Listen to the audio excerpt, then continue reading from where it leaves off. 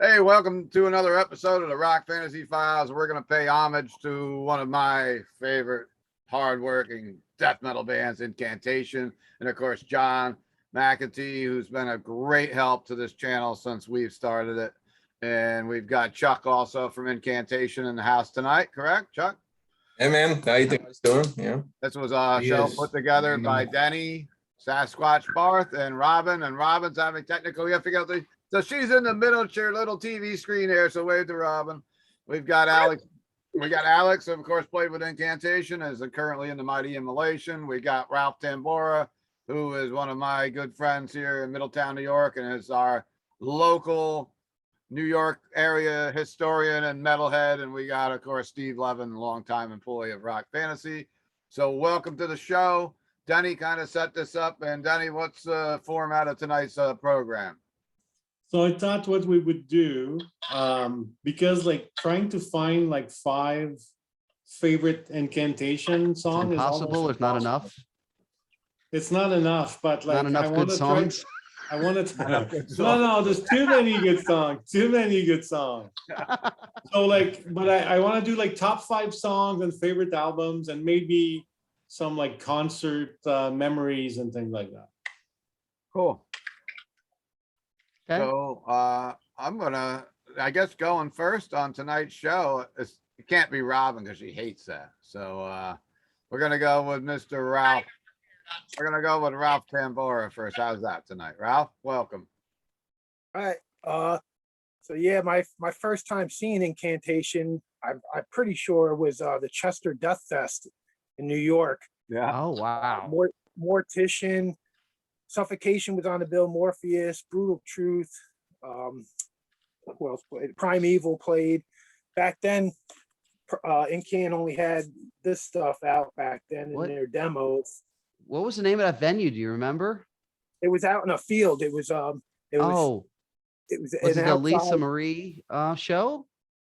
It was called the Chester Death Fest. The guy who owned Brian's Backyard Barbecue out in Middletown here, he had something to do with it. It was like on his property. They never had another show there like that. Right? And so that was my first time seeing him. I've seen him so many times throughout the years. One of the weird times I seen him is they were doing a tour with Goat Whore, and it only lasted like 2 dates. And John, I guess, could tell you what happened that ruined that tour. Yeah, that was at the Pyramid Club. It was, I think, in Queens, New York. And after we played the show, Mike Sayers, who was playing guitar and vocals for us at the time, his friend Chris was in some kind of argument that turned into a fight right in front of the stage after we played. And Mike just went in there to try to break up the fight, he just thought they were just arguing over something. But the guy was actually stabbing his friend, and and Mikey got stabbed in the arm, kind of sliced his bicep and stuff, trying to break up the whole thing, and it got messed up. His friend got slashed like on the side of his face and stuff at the show. And it turned into a total shit show. I mean, Immolation obviously didn't get to play. Also, at the same day too, our merch ended up getting stolen for the whole tour outside of the venue. So it was just a terrible, terrible day. But I mean, there's nothing compared to what happened to Mikey and to Chris. The kind of funny part of it is that after we were just getting off stage, and Kyle was in the back room, and he was just kind of like washing off, and he just took off his pants to kind of change, out of his playing pants. And then he found out what happened, and he ended up chasing the guy in his underwear. Kyle was in his underwear chasing him out the door of the club, down the street. And this is in the winter time, and all he had on was his underwear, and he's running down Queens chasing this dude in his underwear. Ended up the dude dropped the knife, and Kyle tackled him, and the cops ended up coming, and they wanted to arrest Kyle because they're like, what's this like half naked guy attacking somebody on the street? So it just was a totally insane night. And unfortunately we had to cancel the tour, and it was terrible for us not just because of, I mean, the Mikey thing obviously was the worst part of it, but it was like, we were happy to finally get to do a US tour with Immolation, especially, our friends from, back in the day. And the second day, it turns into a total disaster. I mean, even without, Mikey's disaster, it would have been a disaster getting all our merch stolen. All we had was the merch that was inside the venue for the whole tour. It was a good, like, I don't know, that was in about 2000 or 2001 or something. It was like $8,000 or $9,000 worth of merch just got stolen. And I don't think it was stolen by metalheads. It was just stolen by like local thugs. Like, what are they going to do with like, 10 boxes of Incantation shirts? It just seems, it was just retarded. They're not gonna be able to do much with them, probably. Yeah, I mean, they're not going to be able to, I mean, I don't think they're going to find like, the right crowd. They're going to be like all psyched about it. I'm sure it's like, trying to pawn it off in like a store or something. I don't know. What do you do? Sell it? I don't know. Try to sell it. Can't sell it online. You get in trouble. But anyway, you can go, Ralph. It's cool. I was lucky enough to catch the night at Randolph, New Jersey. Obsessions was the first night of the tour, and that's the show I caught. And I got a shirt from that night. I should dug it out. It's got like all the dates on the back, even though only 2 of the dates completed. Yeah, but Immolation and Gotor still finished the tour, so it was cool that they were able to.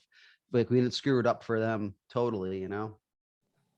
What a fucking bummer that had to be. Yeah, I mean, first of all, you're ready to do a tour, you're psyched for it, but then it also, our vocalist, a friend and vocalist gets stabbed, and unfortunately after that he didn't want to stay in the band too much longer, so he kind of quit the band after that, which is, I understand. I was really bummed out because honestly, I really like Mike Sayers. He was a really cool dude, a fun guy to be around and jam with and stuff, but I mean, I can't complain. Dude got stabbed at, playing with us. So of course, he needed time to probably get his head on straight, or whatever. Cause I mean, it was just sucks. It sucks that happened, but the way it goes, what are you going to do? You just have to move on and, and I guess it ended up being a positive in some way because I ended up, taking on vocals after he left because I got frustrated with the situation of vocalists and stuff. But I mean, I much rather would have Mike Sayers not get stabbed.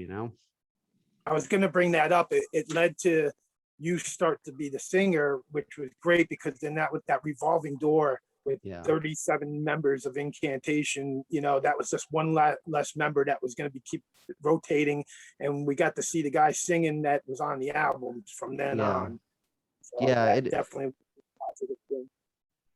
Yeah, Kyle basically pretty much after that, we had to actually have a talk about it, and Kyle was just like, well, one of us has to do vocals in the band, so we stopped this revolving door, and he's like, it's not going to be me, so you have to do it. And I was just like, here we are. I don't know if I can, but I'll try. And nobody thought I could, and I didn't even really think I could, but I said, well, fuck it, I'm just gonna try, and if I try and fail, at least I tried, and ended up working out somehow, so it's okay. You just got to make the best out of the sucky situation. That was a pretty sucky situation for sure. I mean, suckier than most, Become one of the most legendary death metal frontmen, I think.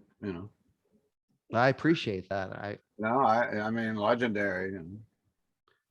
For sure. Yeah, well, just do out of necessity, I mean, I like doing it now, and it's cool, but I never wanted to, I wanted to just be a guitar player, just write music, write the riffs and stuff. I didn't want to be the vocalist, I was more influenced by like Mike Terreo or something like that. I wanted to be, just a guitar player, songwriter, not the vocalist, but at a certain point you just realize, you have to do what you got to do, Ralph, when I interviewed John last summer, about a year ago, a little over a year ago now, you were correcting some of our things about when they played in Middletown. You were like, no, he didn't play there. He played here. And what were some of the gigs that John, played in Middletown? We did an in-store. The only gig, well, I mean, he played Funerus in Middletown at the Sound Asylum. Yeah. The time Incantation played Middletown was at the Sportland with Grave and Fear of God was supposed to open, but something happened with them Mike, John probably tell you what happened with Fear of God on that tour. Yeah. Yeah, Fear, if you want out. Yeah, Fear of God. What was her name? That vocalist, I can't think of her name now. Shit. Whatever. Dawn or something, or What was it? Dawn. It was Dawn. Yeah. Dawn Crosley or Yeah. something like that. Yeah. Yeah, she just, I mean, I think she's passed away now, so rest in peace. But she was just a hardcore alcoholic, and they were having problems on the whole tour with her. Like they rented a U-Haul, and all traveling in the U-Haul, and they were actually, I think that if I remember correctly, they were traveling in the U-Haul, and she basically was like stealing money from the band to buy bottles of booze throughout the tour and stuff. And it was a really bad vibe. And then I think the night before we played Cleveland, or one of the nights before that, we played Cleveland, and she just had a total nervous breakdown at the club and started smashing things in the club. And there was a pool table. She started throwing pool balls all around the club and stuff. She smashed up the toilets. She just had a freaking insane. I didn't know what the hell was going on. I was like, holy fuck, it's like she just totally was freaking out. And the band just like got totally fed up with her.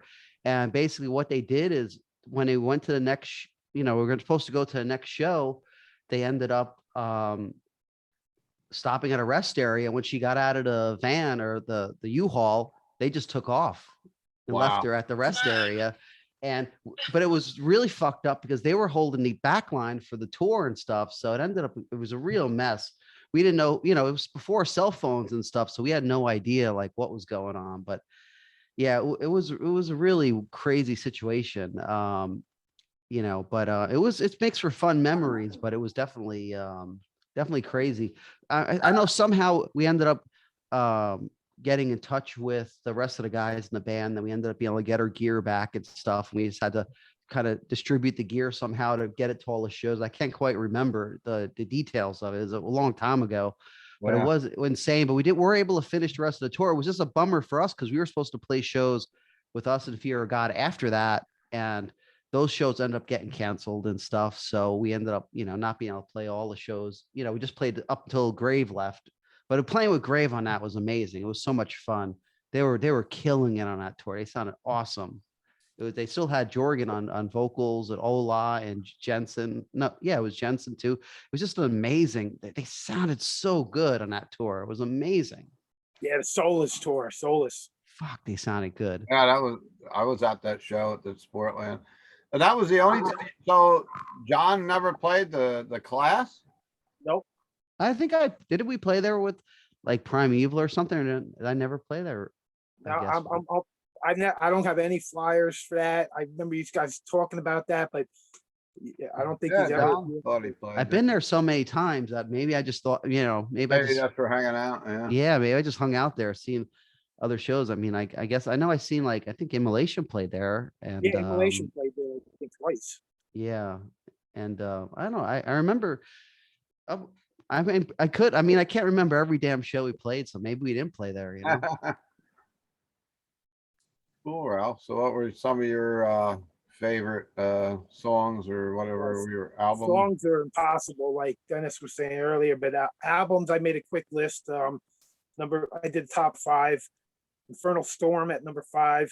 Sect of Vile Divinities, number 4. Vanquish and Vengeance, number 3. Profane Nexus, number 2. And of course, the groundbreaking Onward to Golgotha, number 1. Such a masterpiece. When it came out, there was really nothing like that, especially on the East Coast. And these guys always stayed true to that kind of sound, even with all the different members throughout the years. But that's such a groundbreaking album. It's so brutal and hellish, and it's a masterpiece. That's it. Awesome. Well, thank you. I appreciate that. Very cool, man. It's a good, an interesting list because basically most of the newer albums, and then Onward to Golgotha. So it's kind of interesting. Yeah, I really like the production as years went on. I like the production more, but there's not a bad album in the catalog. There's not like one stinker. Like every album is great to have and great to listen to. But as I was going through them, I picked those 5. Cool. Oh, thank you. Yeah, that's cool. Yeah, three Chuck played on, 1 Alex played on. That's pretty damn cool. Yeah. So how I are love we those gonna- albums too. Where are we gonna move to next? Maybe a gentleman that actually played an incantation we'll go to next. The center square on my screen is Alex Bouks. Welcome. Hi. Okay, so what is it? First show I saw Incantation? Is that the question? I guess it was And more top like songs? we were picking like our favorite albums or favorite songs or memorable gigs or memorable times you've seen them or played with them or, you know, any of Yeah. the above.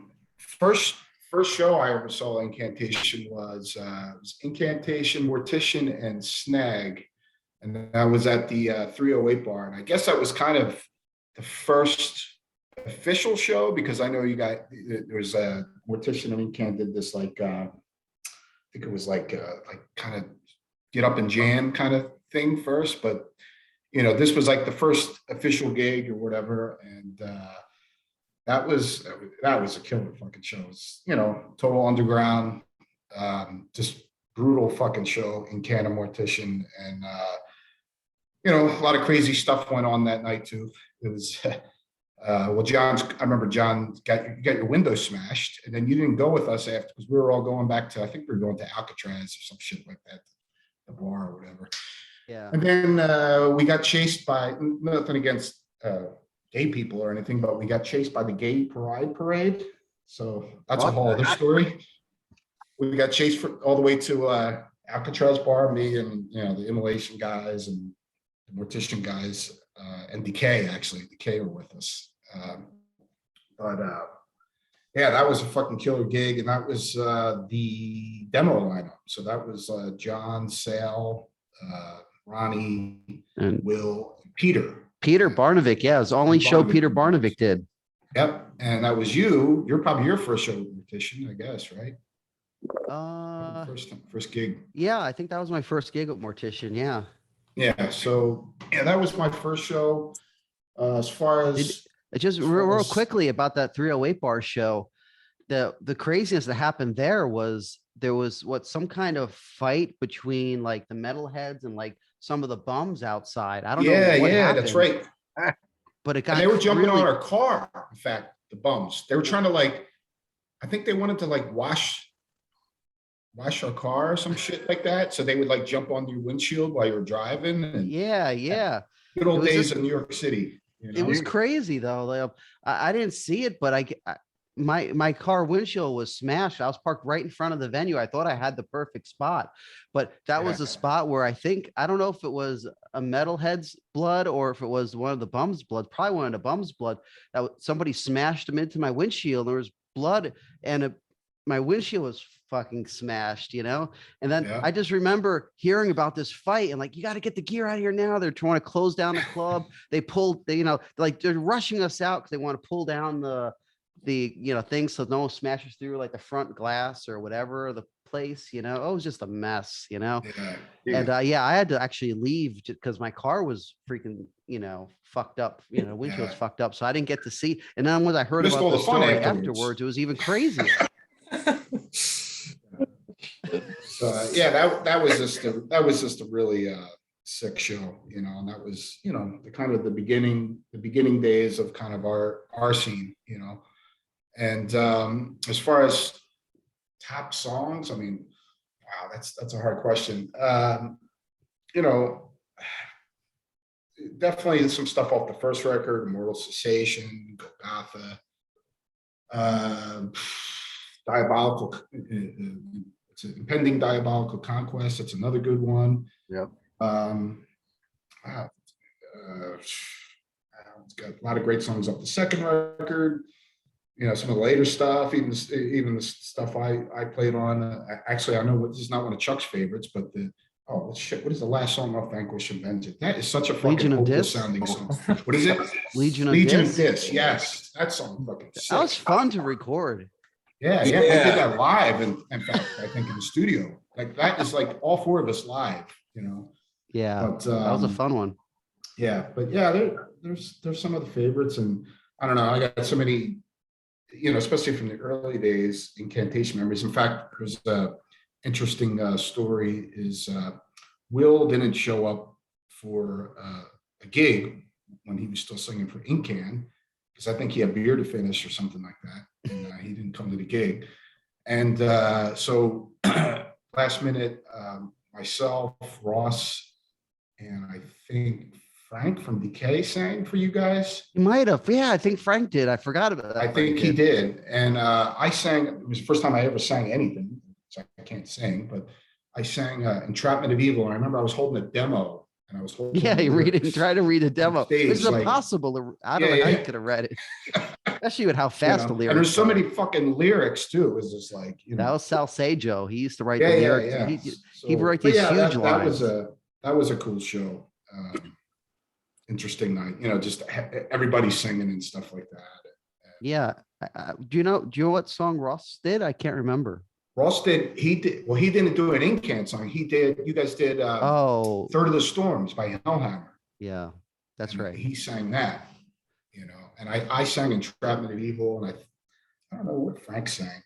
Can't Maybe like remember. Eternal Torture or something like that. Yeah, It's on a heat because he wrote some of that, I think. So he knew the Yeah, song. or Sal or whatever. Yeah, him and Sal. It was a That was Decay song. because that song was actually, yeah. A side note is that the Entrapment of Evil off the Orto Gotha album was a Decay song that Sal brought with him into the band.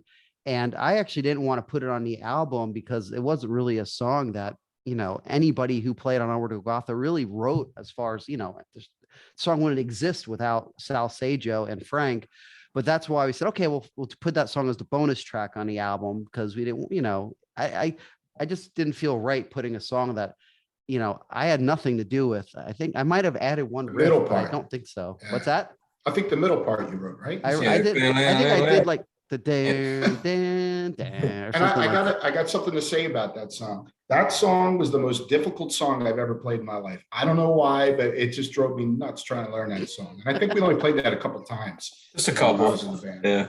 Yeah, it is a but, bitch to play. It's for like sure. if you miss one note, you're fucked. Yeah. Nothing repeats. It's you know,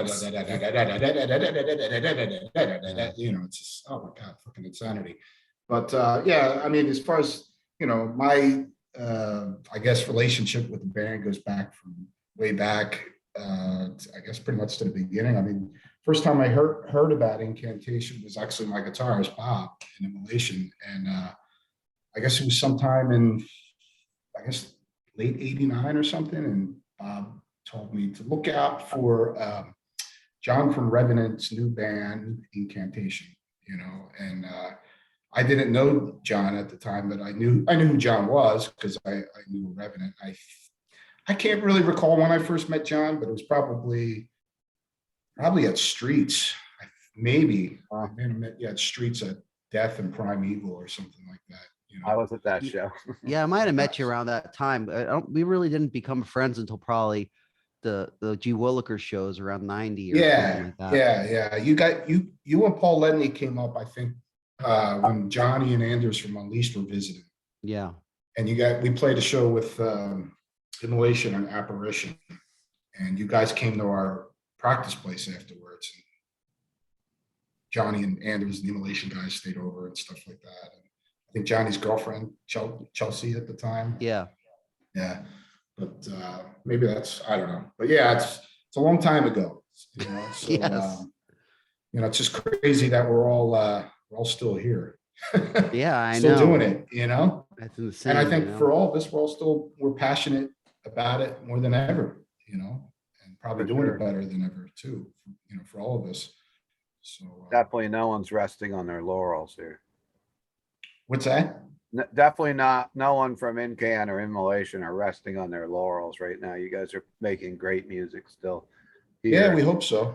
Yeah. Well, So, yeah. I think we are though. I mean, in my opinion, though, I mean, for both, I would say I'll group myself in this, but for Immolation and Incantation, I think the most important thing behind it is that we all just love doing it is what's most important. And we Yeah. just feel we have something to contribute, you know, I mean, it's not Sure. about, you know, sometimes bands get to be like a routine for people and stuff, but True. I mean, even from the early days, I mean, all of us, Alex, you know, the Immolation guys, you know, all of us in Incan, we're doing it out of love for the music, you know, it wasn't, you know, we weren't trying to fit into the trend or be popular or anything, you know, so that's why I think both bands are still around after so much time, is just because, it's part of our DNA, these songs and this music. It's not just, it's Yeah. not just music. It's part of our lives, Yeah, I agree totally. And my respect to Incantation for all these years, for particularly, especially to John, for keeping this stuff, this thing going. It says a lot. Over 30 years now, I continuously never stopping. Especially death metal went through some rough times and stuff, Yes. and to keep going through all this, and yeah, and it's just crazy even how I wound up in the band for a while too. It's like that little circle of kind of, because let's face it, in the early days of our scene was kind of a handful of us, that were doing what we were doing, and that we're all still here, which is cool. Yeah. Well, it was my honor to be able to jam with you for the time that I did, we did in the band. Yeah, same here. And I got to thank you, because you was helped awesome. kind of keep things moving forward, in a difficult time. And Chuck too, and Kyle. I mean, I gotta give a lot of credit to Kyle, because Kyle throughout the years has really been it might sound cheesy, but kind of like a rock for me in the band. Like somebody, Sure. like one person, no matter what happens, I can kind of depend on, that is, first of all, going to just be honest with me about stuff, and just also just, do it really because he loves doing it, so, Yeah, absolutely. So yeah, it's awesome. So I'm looking forward to the new Incant record as well. So, Cool. look forward to hearing it. yeah, hopefully it doesn't suck. Yeah, I'm sure it won't. Chuck tells me it's not. We don't He's like pretty it. We're not gonna excited have it. about it. So. I'm not Yeah. gonna interview It's you on the good. Rock Fantasy Files if it's bad. I'm just not gonna do it. Yeah, Not to if go it on any sucks, just funk and- pretend you didn't hear it. There you go. It's been on your list. You just didn't get a chance to listen to it. Cool. Anything else you want to add, Alex, or should I pop over to somebody else? I don't know. Not really. Just nothing comes to mind. But Well, you can always pop back in and tell us. yeah, I can pop back in. I've had a long day. I've been up since 4 a.m, something like that. Okay. So, Damn. I have a young daughter that keeps me up all night. So, and I'm like rehearsing for a show in a couple days. So I'm like, Changing diapers. what's that? Changing diapers. I just got done recording a record too. So, Anybody's on the West Coast, I don't know if the show will go up before then. Yeah, Immolation's playing Las Vegas. yeah, Like a yeah, we're Las Vegas playing weekend. on Sunday. There's some heavy That's metal awesome. back in the States. It's gonna be weird being on stage, because it just, I don't know. It's the last show we played. I think was like early December. I think it was Poland. Actually, it was the last gig we ever played. Like 2019. December 2019.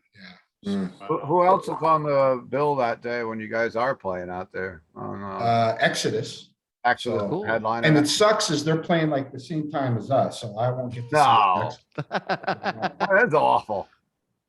But Saturday, I think let's see, Cannibal Corpse is playing. I think Profanatica. Fanatica, Danzig, I think is playing. So yeah, Everything, just the schedule. I mean, this festival's going on, but the schedule, I mean, the bands were totally shuffled around, and US bands were added. All the European bands, of course, couldn't make it into the States.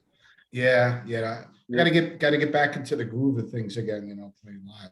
I think it's kind of been Immolation- strange. I think Immolation. Yeah, it's headlining a long one time. personally, but Yeah, I think this is the longest in years that I've gone without playing a gig. I mean, it's been a long fucking time. yeah, I think we can all vouch on seeing a gig or playing a gig or anything right Yeah. now.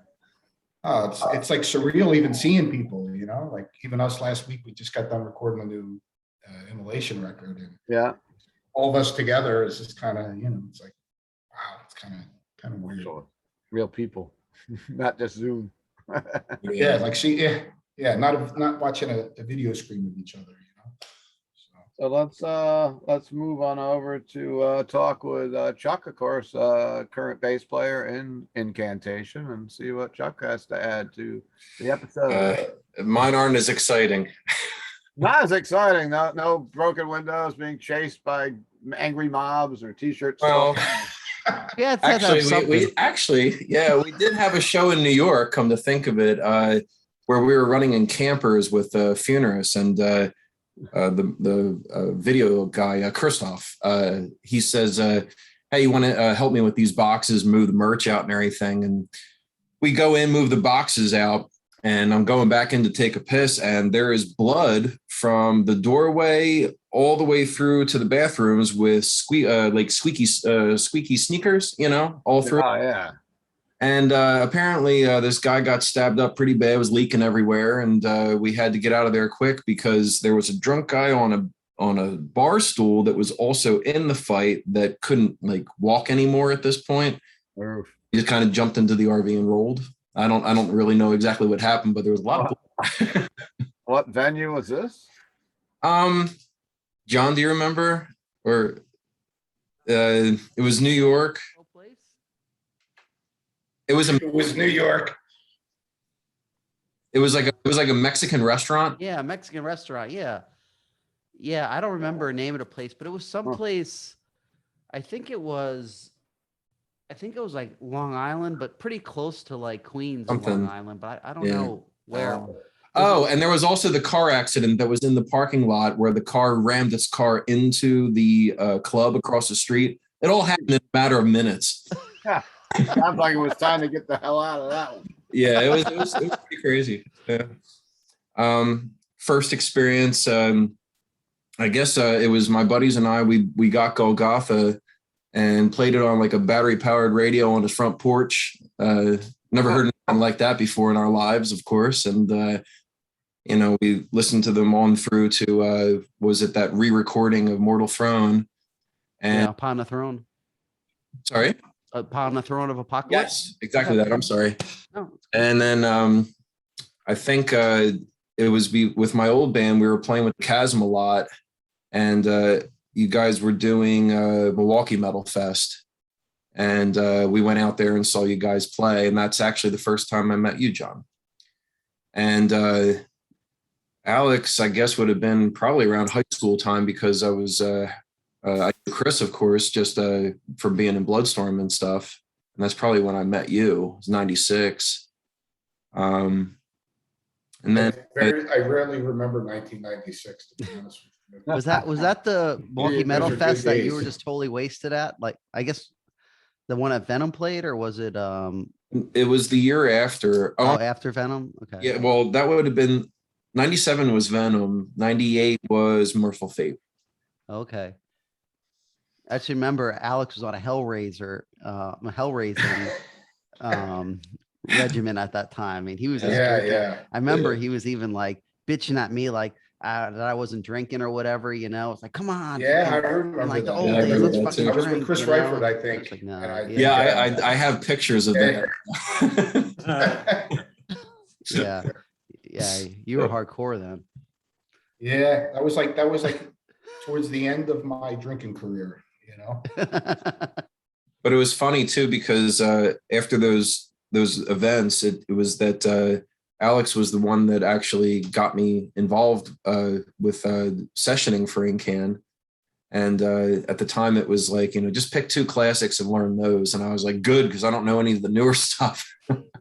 And we did. I learned 4, and we went to Jim Rowe's house, and there, and yeah, it's what. That's right, because we did. I think we did a couple shows. We were just doing the first 2 records, and we had Pillard singing for a little bit. Yeah. Period. Yeah. So it was me, you, John, Jim Rowe on drums, Craig Pillard on vocals, and yeah, I think we only did like the first 2 records. Yes. It was only a few shows. It was something like what was it? Staten Island, was it? And Yep. Allentown? Allentown. Yeah. Baltimore. maybe did we do Baltimore too? Yeah, Baltimore. Because Yes. I remember that's what was it? The sit down because this is the Yes. slow one. Yes. That was the ballad. You get the lighter Yeah. shirts. I recall that. But yeah, I mean, since then, a lot of ups, a lot of downs, a lot of whirlwinds. It's been a wild time. Yeah.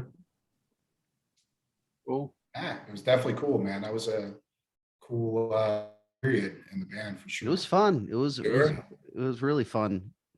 And to jam with both of you guys was like, surreal, to be honest. I listened to both of you guys, for so long and was so detached for only knowing you guys as a picture on like a 7-inch or a CD or something. And then here I am sharing a stage with you. It was, that fan turned member kind of attitude. And it's still a little surreal. So It was a lot. It We're was a lot big of fun fans of you doing too, that. Chuck. oh, Yeah, it's great. I mean, it worked out great, working with you. And I mean, you've been now in the band, how many years has it been? 12? 13. 13? Yeah. Wow.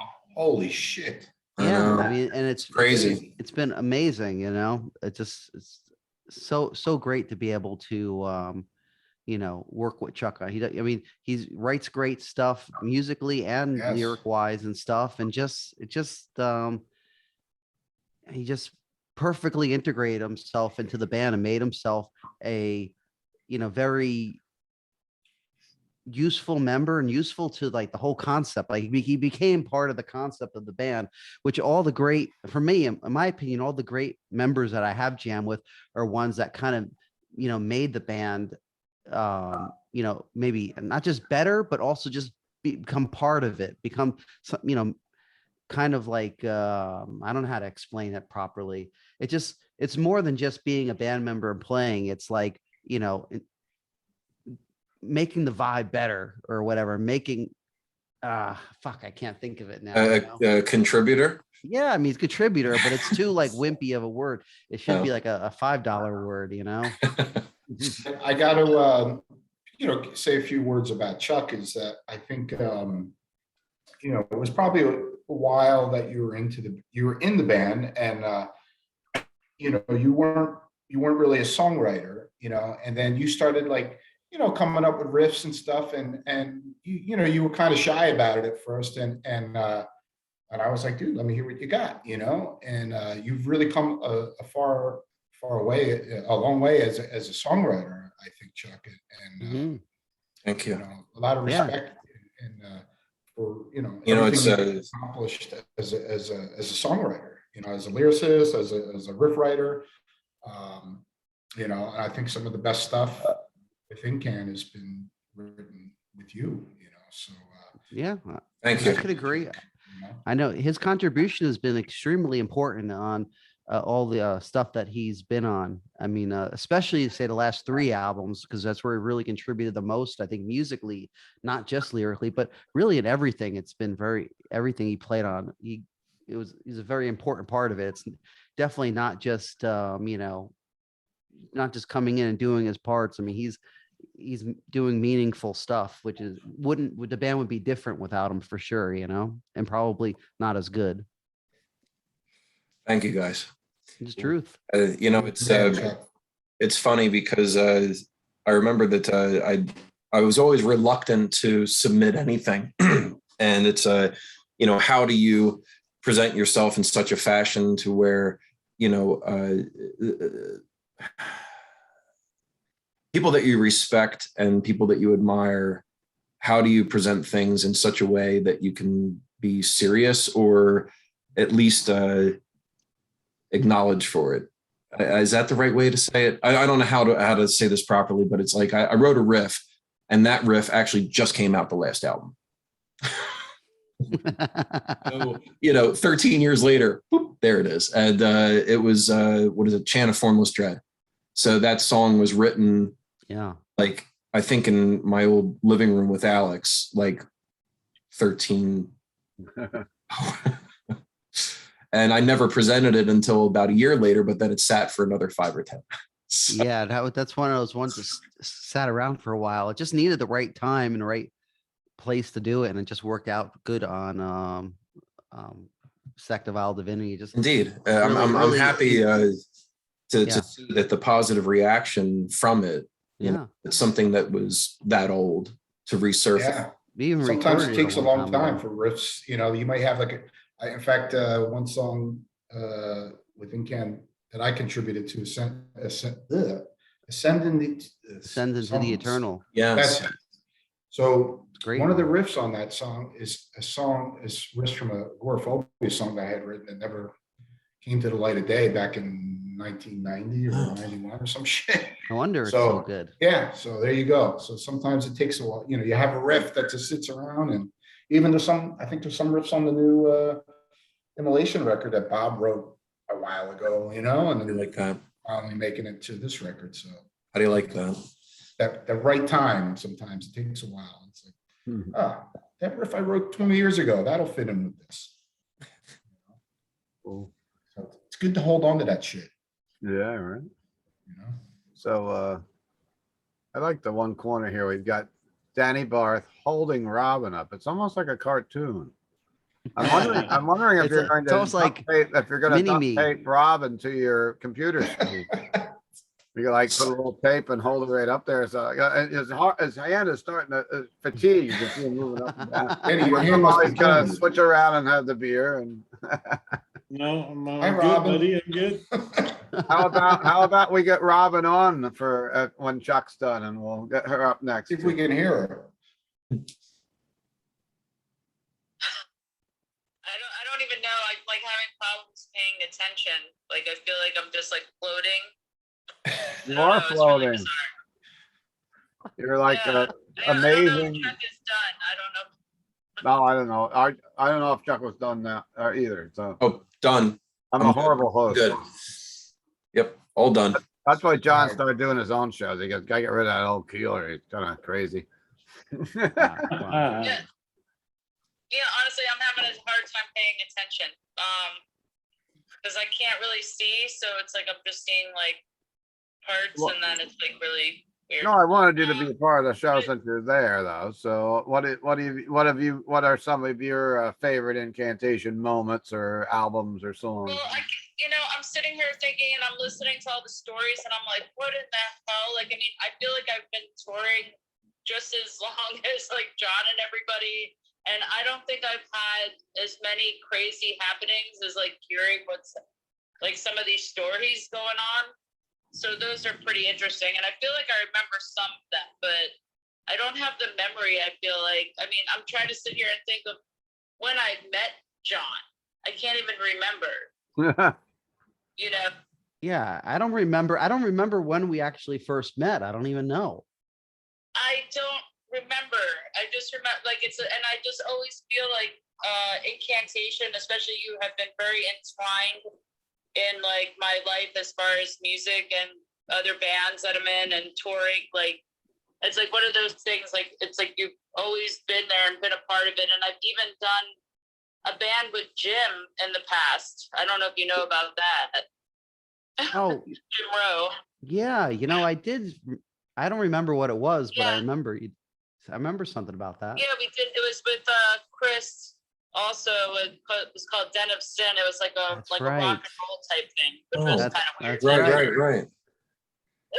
All right, I forgot realize- that I you had done realize that. you're part of the Incan family. I can't hear you. I just said, I'm just surprised you're part of the, I mean, I didn't know you're part of the Incan family. You're a distant relative, Yeah, but it's still a weird. I family mean, member. look, you put out the Dracada vinyl as That's well. true. Yeah, yeah. So I mean, So, I mean, I can't even think. Like, I just want to I'm just literally trying to think of like shows, and I mean, we've toured together. And I've seen you live so many times, and I'm trying to even think, like, I'd probably rather hear more stories. I could probably like throw it under, been like, okay, so you had so many people in the band. Who is your least favorite person to ever jam with? Oh, I know that. Oh, that's Oh, I Yeah. know. Wow. That's a little too loaded of a question. Holy I shit. have to plead the fifth on that. John, Okay. I am to the answer. I didn't think you'd It answer is. it, but you never know. It was me. Yeah, no, probably if it had to be anybody, it would probably be myself. I'm probably the hardest person to work with, even for myself, so it's not, it's like I have to deal with me too, There you go. Okay. See, that's a respectable answer. It was, But I'd rather hear like what other crazy like memorable stories would you say? Like, I mean, Well, you've had stabbings, cars and things, cars Yeah. broken into, gear taken from a U-Haul. I mean, that's like a lot of insane yeah, things. well, I mean, I don't know, a couple things off the top of my head. We toured with Nile, their one of their roadies, Boz, after our show we played. It was at the what's where's that place in Spartansburg? Ground Zero. And Boz, this after our show, I think he might have even been doing sound for us at that show. I can't remember, but he just started like doing his thing where it's like bam and like smashing cars mirrors off in the parking lot.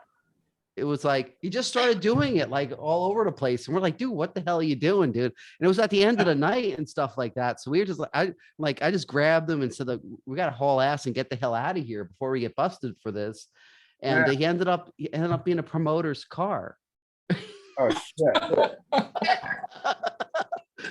So you know, yeah. So that, you know, there's just so a funny story was when we were touring for the Infernal Storm with Richard Christie, and Richard Christie, there's two things that really got him off. One is he hated payphones. He said it was like highway robbery. And then he didn't like sleeping in the van with the van on, and it was like pretty cold out, you know? So, and we had like a kind of a double decker thing in the back of the van, and he would sleep on the bottom level, and we'd be freezing, you know? So we'd have to turn the van on to get some heat and stuff. And he every time, no matter if he could smell it or not, he'd be like, I could smell the fumes coming in the car. You got to turn this off. You got to turn this off. And we're all like, we don't smell anything. Like, I smell it. You got to do it. You know, I don't want to die, or, you know, or just freaking out, you know, about it. So we'd have to turn off the freaking car, you know, which was cool. I mean, he was so totally cool. It was the only problem is like some of those nights were so cold. On that same tour, it actually reminds me, we broke into the park where they filmed The Fog, where the lighthouse was at. We drove like way out of our way, but we just had extra time after our San Francisco show.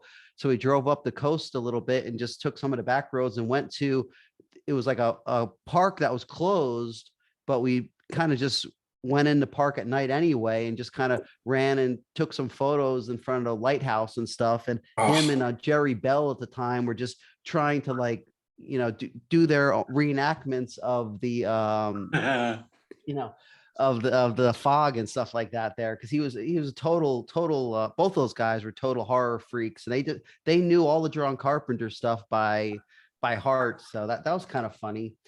Yeah, there was just a lot of, we were just really irresponsible back then, you know, when we toured and stuff like that, you know, did a lot of, I mean, really we're very lucky to even you know, even be alive, really, you know, because I mean, we had, you know, Kyle flipped over our van on tour, you know, fuck. I don't know. There's so many crazy things. I mean, one time when I was trying to cross the border into Canada, and Kyle couldn't go because he got too many DUIs, and he got caught with some weed in the US, so he couldn't cross the border. So we were gonna cross the border. We're gonna meet our friend Chris Dora, who's gonna play drums for us for those shows up there. And we went to cross the border, and Kyle left one of his bags in the vehicle, you know, in our vehicle, and ended up being a bag that had the end ripped off because it was like a Coke bag that he had. And I'm going through the customs, and the guy's like, "What's this?" And it was like a bag with the bag ripped off of it, you know. And I'm just like, that's our drummer that isn't coming to Canada. And yeah, basically he gave us a third degree. He didn't arrest us or not let us go through, but he like looked through everything and made us pay taxes on all our merch and just gave us the whole 9 yards of it. Luckily, Kyle didn't leave like a bag of Coke or something in the fucking thing, you know. That I guess if being a Coke head, you wouldn't leave a bag of Coke in there, so I guess that's okay, you know. But yeah, I just really bummed me out because I'm like at the border, like Oh, another funny Kyle story too is when we were coming back from Canada. Were you there, Alex, or was it Chuck? I can't remember. I know Chuck was Oh. there. No, it wasn't Chuck. No, I think it was with Luke. Where we came back from Calgary, Canada. We were playing the something. Yeah, Chuck played that. Was it? Was okay? Was that? I think it was the fest that. I think he had to pay money to get in or some shit like that. Yeah, I think it Yes. was Noctum Fest. Noctis or whatever. Yeah, Yeah. was that the fest Noctum. where Kyle accidentally brought his case of hollow point bullets? Yeah. I forgot about that. Yeah. Yeah, he ended up Yeah. using his gun bag to go through the border, to take with him to Canada, and he got to Canada with these hollow point bullets. But when he came back, all of a sudden Well, they found him. It was an extra magazine that he had, and Yeah, the magazine had all the cartridges filled up, and he left it in there because he emptied the whole gun box to bring it as like just a box, like a lock box, and the magazine was filled, and whoops. yeah. So he finally he wasn't able to go to Canada for like 15 years. First time he finally was able to, the promoter's paying for him to get into Canada. That he comes back. I'm going through, checking everything, and I see him getting pulled to the side, and I seen the freaking magazine, of the hollow points there, and I'm just like, you fucking asshole, dude. It's like you couldn't just it's like we just flew up for one show in Canada. You couldn't like double check your bag to make sure you didn't have any parts of a gun in it, And that show I almost got lit on fire by the pyro. Yeah, there was Yes. pyros on stage. Yeah. I didn't know walked there on was. the wrong Yep. part. I didn't know that the pyro was going to go off. I think it was the intro that we were playing from. Yeah, it was a primordial domination intro. Yeah, And yeah. they had these fire things that shot up on stage, but they were kind of like by the drum kit. So shoot up Yeah. like at the sides of the drum kit. And I didn't even know that they were there. And We were facing them. we were because facing them. You put your back towards the crowd for the intro of that song, and they came up. Yeah. Yeah, they almost Yeah. changed Headfield. It kind of pushed me back a little bit. It just remember scared the that. shit out of me because you're not expecting to have this big explosion of fire shoot up right in front of you. I mean, I know we try to raise hell, but I just wasn't expecting it to come like that, Aside from that, it was a good show. Yeah, That it was was a fun fun. show. Yeah, it was great. Yeah. It's too bad they don't We do even, the Noctum Fest anymore. We did that Scream Bloody Gore cover, that show. Do we? Oh, okay, cool. Yeah. I remember. So yeah, so that's a couple of stories I could think of offhand. If I really dig deep, there's a lot of ridiculous, stupid ass stories. Oh, we got detained in Peru during that Oh yeah. they were having. That was fun. Yeah. They had tell the story. protesters in the back of the hotel and the government officials with a SWAT team in the front, and we're in the middle of it. Well, what happened was the promoter had us play in Peru without giving us the proper work visa. He just had a tourist visa, and we were touring with Uda, was it right? Wada. Iwata, yeah, that was it. And they we got into the country, no problem. We played the show, but then once we go to leave, Iwata had their gear with them. Like they were carrying, like they didn't check their bags. So they found out Iwata was there.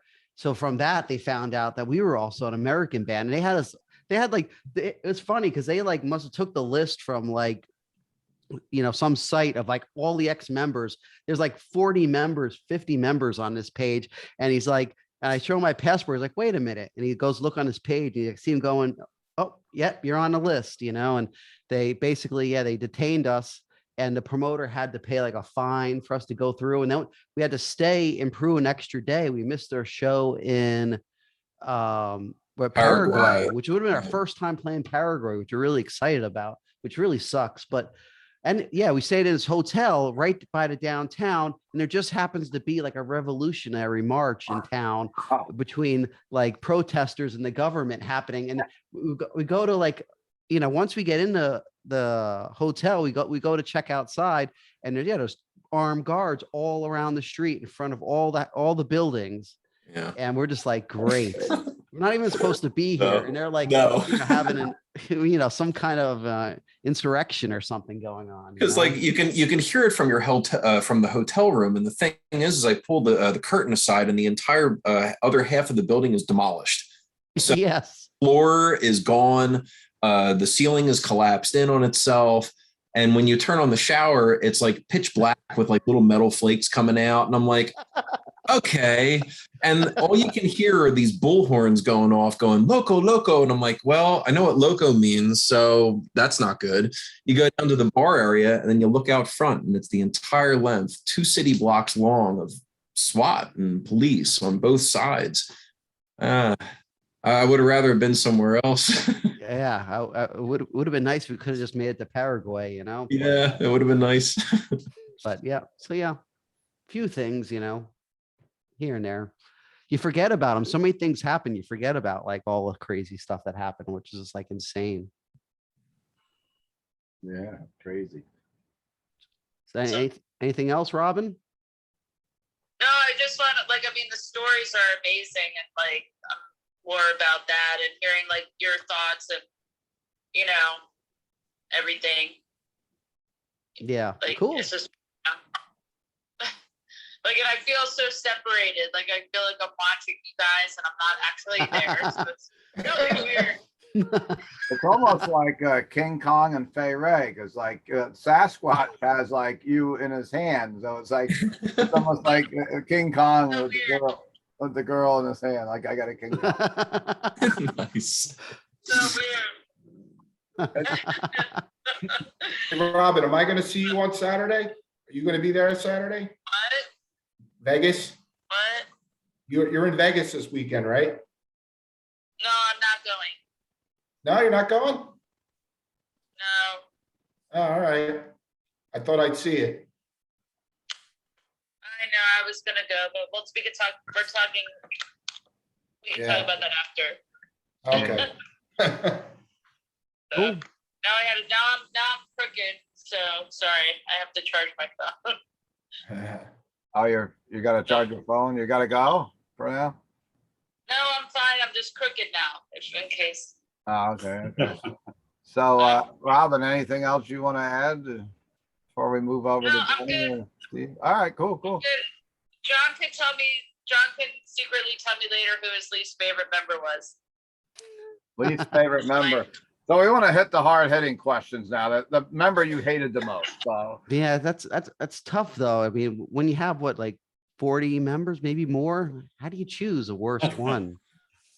Easy, bro. I thought you were going to say the Peruvian authorities were wondering where are the rest of the other 50? Yeah, members? where's You ready? Yeah, if I thought we were an orchestra or something. Yeah. The Trans-Siberian Orchestra. I guess we could move over to Steve 11 next, and then we'll come back to Denny Barthe, and we'll go over to John and keep moving this thing along. Steve, welcome. Thank you. It's always a pleasure, especially to be here once again with one of my favorite bands ever. Immolation and Incantation, in my eyes, are two of the greatest death metal bands ever. What you guys really put into music is a lot of atmosphere, which if you go back and look at all the stuff that I really love the most, a lot of it has some atmosphere to it. If you listen, one of my favorite thrash metal albums is Hell Awaits, has a certain atmosphere to it because of all the reverb. And, new wave British heavy metal. I love Angel Witch and Holocaust, the bands that really have this weird, spooky atmosphere. And Immolation is one of the greatest bands at it, and Incantation is just right there with them, man. I mean, you guys put out some stuff that really has that very, very evil sound. And that's probably my favorite thing about you guys. And, you've really progressed over the years. Right from the first album, you've never put out anything that's really been disappointing. So, I have to give you guys props for that. And jumping off the subject for a second, I did DM you the answer to your least favorite member. And I also DM'd Robin so that when you write her and tell her, she will confer that I had already written to her. So, because I know who it is. I'm not going to. There might be too many of them, really, but I bet you I know who you're talking about. I think I know Probably who more it than is. one, yeah. Yeah. Let's go with bottom five. Bottom five. I seen who you said it. Right? Well, I plead the fifth. Yeah, well, move next anyway, question, please. Next question, please. But yeah, I would really, I think you should really, both you and Alex should really consider writing books, much like Kingy did, because you guys have some great stories, man. I mean, holy crap! I thought King Fally had some great stories, and you guys really do too. You know, some of the stuff it's just crazy to hear, and some of the stories, like it, you know, Ralph had brought up with the stuff that had happened in the band with the stabbings and everything. Like we had heard about that as well. You know, being relatively close to the scene where we are and everything.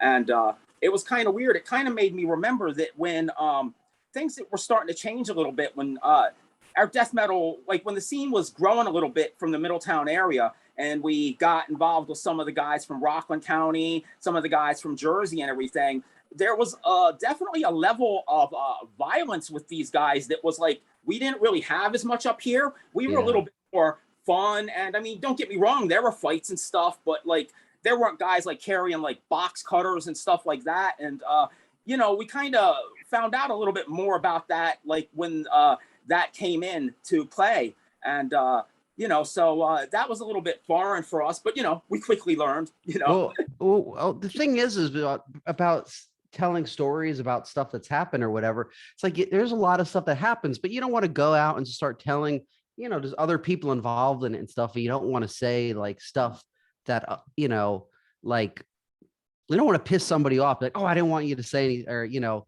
I didn't want you to say about the story or whatever, you know, you don't want to like, you know, you come across as a dick if you know, it might be funny and everyone might enjoy it, but the person that actually did it might be like, well, you know, whatever. I know Kyle is cool with it, you know, and I don't give a fuck about it myself, you know, but I know, unfortunately, like anything else, some people, you know, are sensitive about those kind of things, you know, even though they are great stories and funny stuff, you know, especially back in the early days, you have a lot of really fun stories, you know.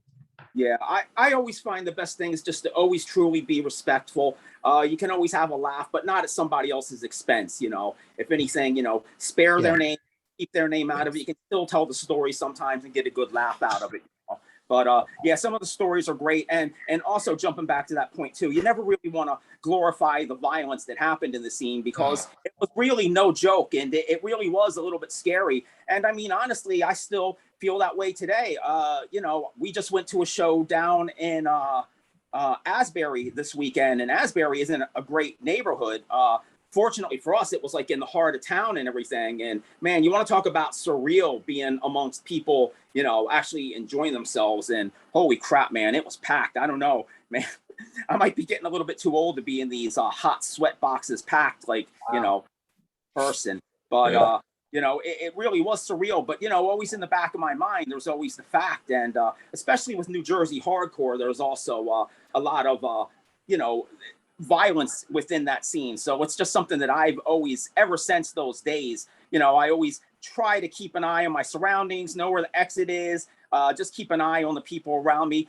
More so for my family's sake than mine, just because we've always been the type of family that always goes to shows together. So a lot of times when I'm at a show, both my daughters and my son-in-law and my wife will be with us. So, you know, it's just always something to look at. But yeah, I just love the stories, and not even so much the ones that are violent, but it's just really cool to hear. And I mean, obviously, you're a legend in the death metal scene. And, you know, it's just, I'm a real fanboy. And, you know, like Chuck said, it's surreal to be playing with you. I always find it surreal to just be on here talking with you, you know, like we're friends and everything. And it's just, it's really great, you know. So a lot of props to you. I've really always enjoyed what you've done. And I know you've heard it a million times, but my first time meeting John was at the World Stage on the Grind Crusher tour. This guy came up. He was clean shaven back then, and a much younger version of John today. And he was selling the Entrancement of Evil 45s. And I don't recall at that time if it was pressed on Relapse or if it was a private pressing. I'm really not too sure. But since I had already spent all my money on merch, I had to borrow. You know what's funny is I actually had a white cover on mine. I don't know.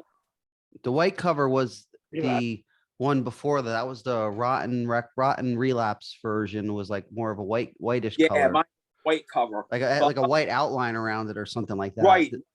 That was the Relapse one that Ralph it was like a showed. paper. It was like a paper, like Yeah. cover too. It wasn't Yeah. like Yeah. cardboard or anything. No, Yeah. no, no. Well, You know, Jeff, just about that world stage stuff. I mean, yeah, I used to go around and sell the 7 inches, but also I have to give props to Jeff Wolf too. He used to totally help us out with selling, like even if we had to sell tickets for a show or just sell our demos or 7 inches, especially the Entrapment of Evil time around that time and demo stuff.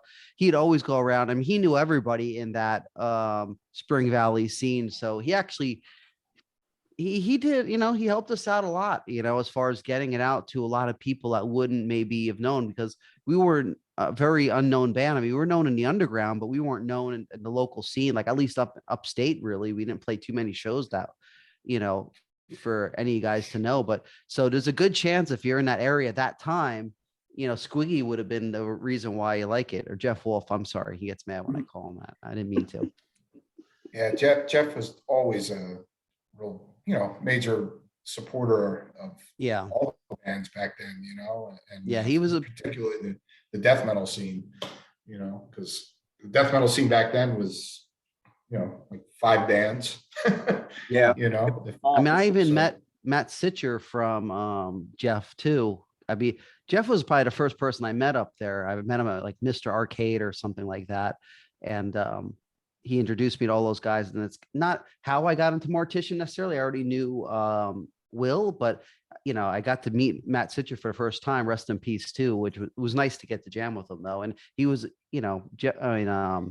Sitcher ended up becoming a good friend too, A lot of great memories with Matt, a lot of fun, crazy times, but a lot of fun times. Yeah. One thing I wanted to elaborate too about the violence back then, just the New Jersey, New York area, at least, I grew up in Niceville. This dude, Sneddy from Snag, rest in peace too. It sucks. I have to say rest in peace. So many people, but he used to call it like I lived in Niceville, because my town, everybody had the nice cut lawn and everything like that, but besides where I lived in Niceville or Fairlawn, you go outside of it and that actually was really rough, like New York, especially, was really, like the city was really, really a rough area at the time. So it was just, it just was inherent to kind of death metal people to kind of have some way of trying to protect themselves from, just violence and stuff. Plus, a lot of us were into drugs. I wasn't, but a lot of my friends were, and you're dealing with those kind of people. You kind of have to be,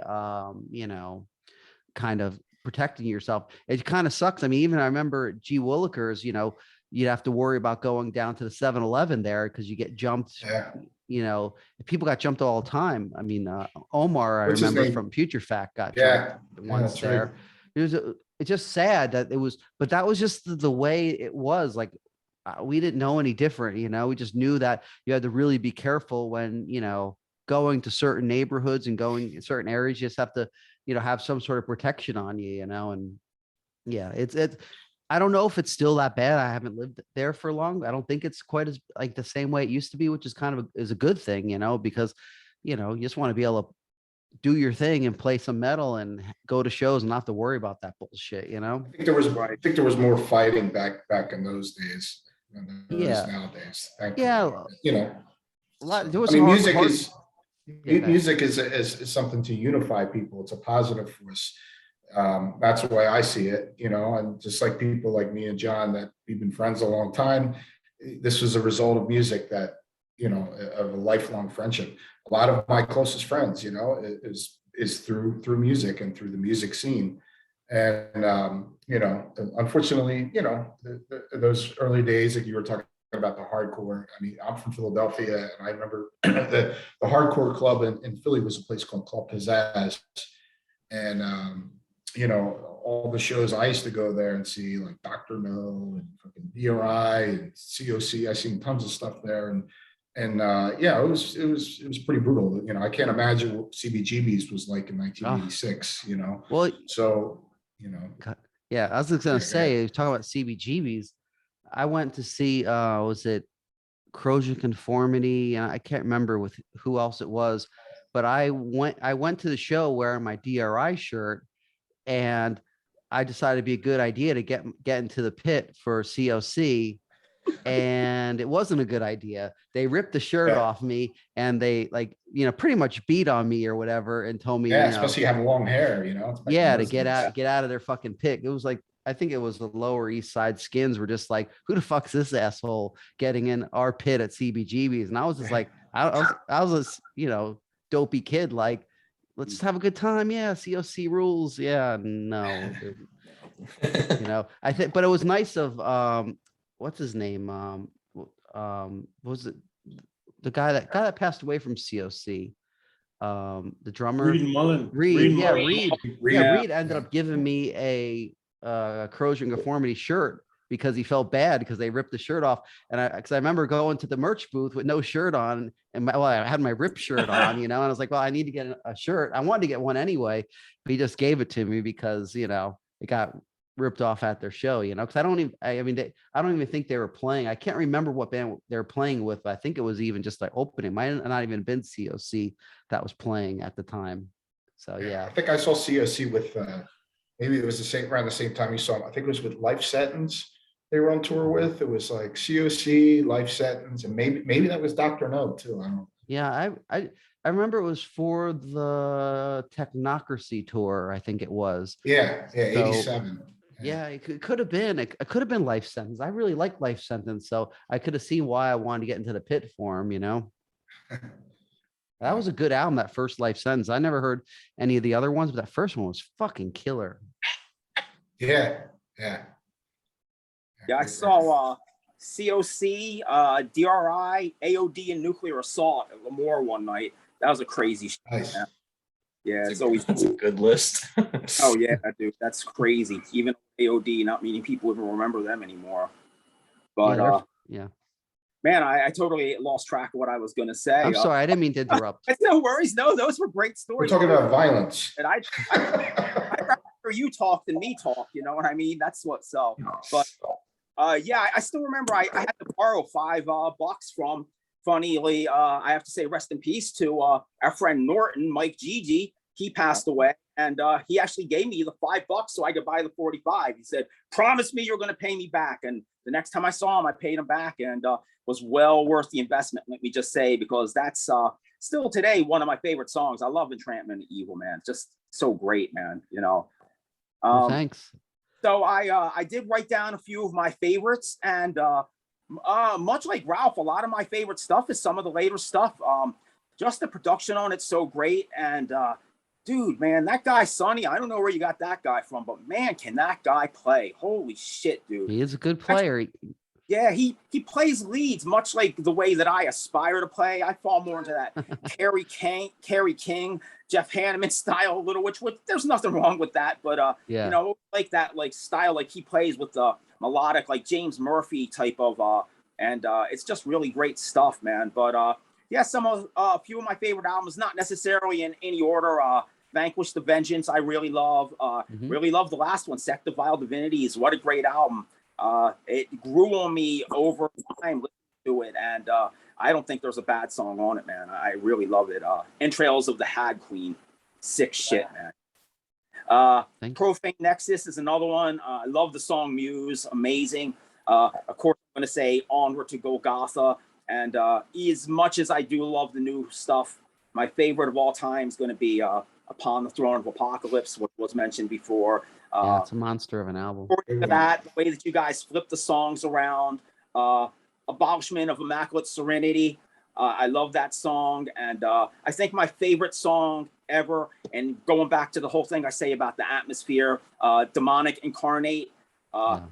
At 2:38, when you guys, at 2:38 of that song, exactly, when you guys break down into the slow, it's very like slow, and I don't know if it's you or whoever's playing gets this feedback, man. It's just like, it's like the chills now. It sends. Yeah, I know you're talking. Yeah, right up your spine, man. I mean, that is proper use of feedback. I love that. When feedback is used well, it's an amazing thing, and not too many guys are good at it.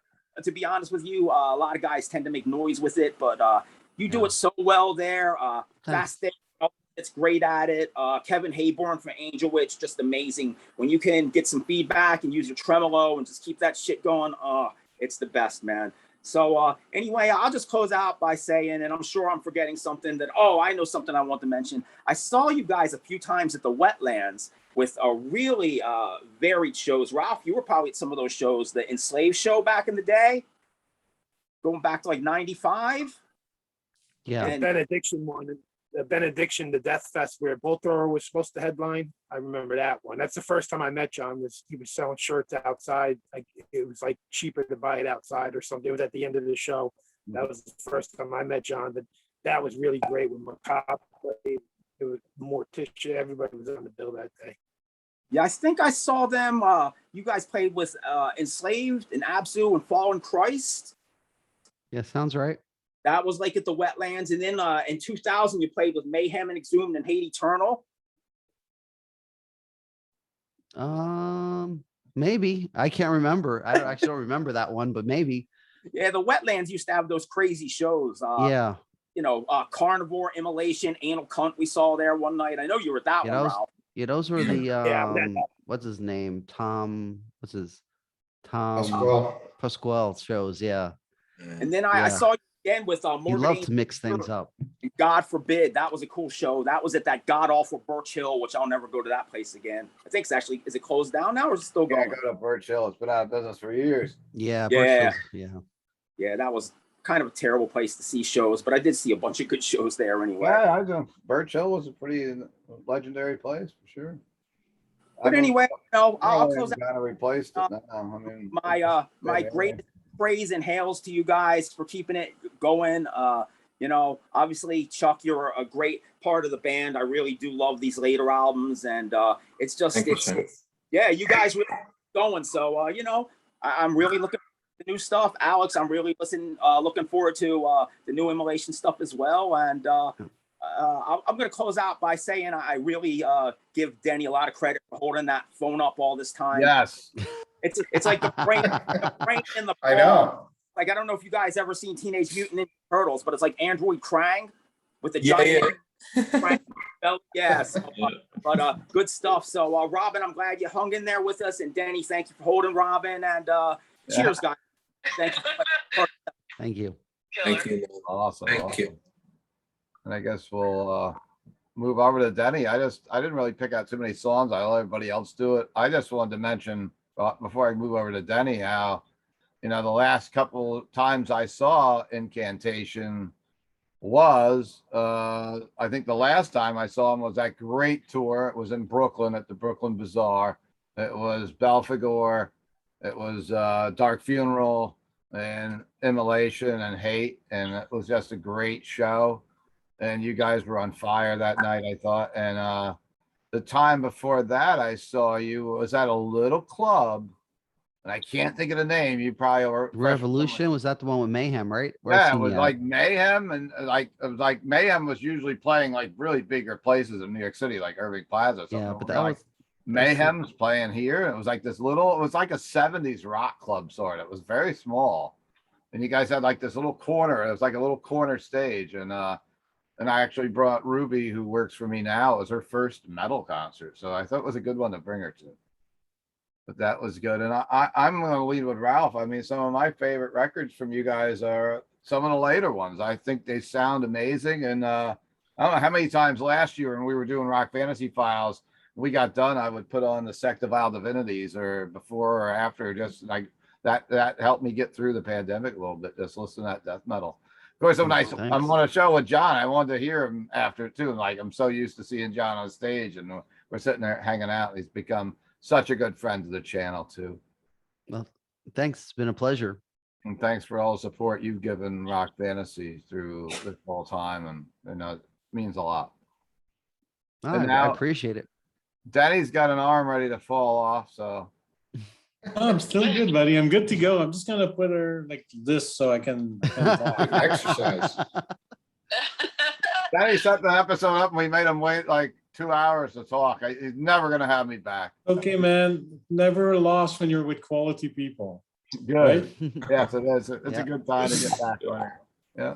Yeah, similar to Alex, like I don't remember anything between 1988 to 1998. Like I know I saw Incantation, you know, but I don't remember where or when. Or I used to live in Fort Lauderdale, and I used to drive from Montreal to Florida like 4, 5, 6 times a year, and we always stop see shows in New York City.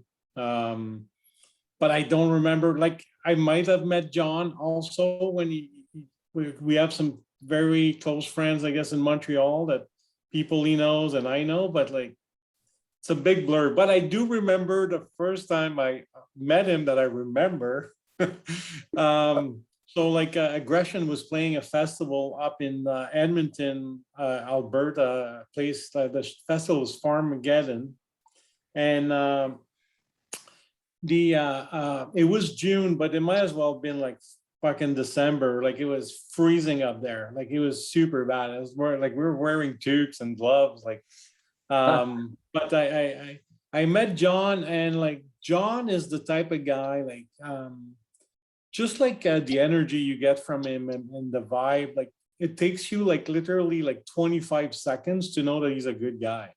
So we kind of like start to like our friendship officially at that time.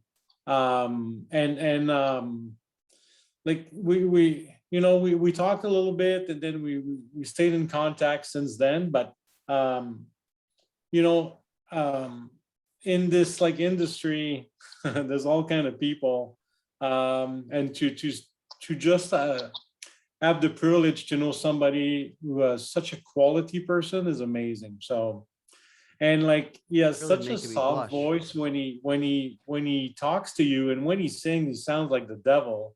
So I don't know how he does it, but it fucking sounds awesome.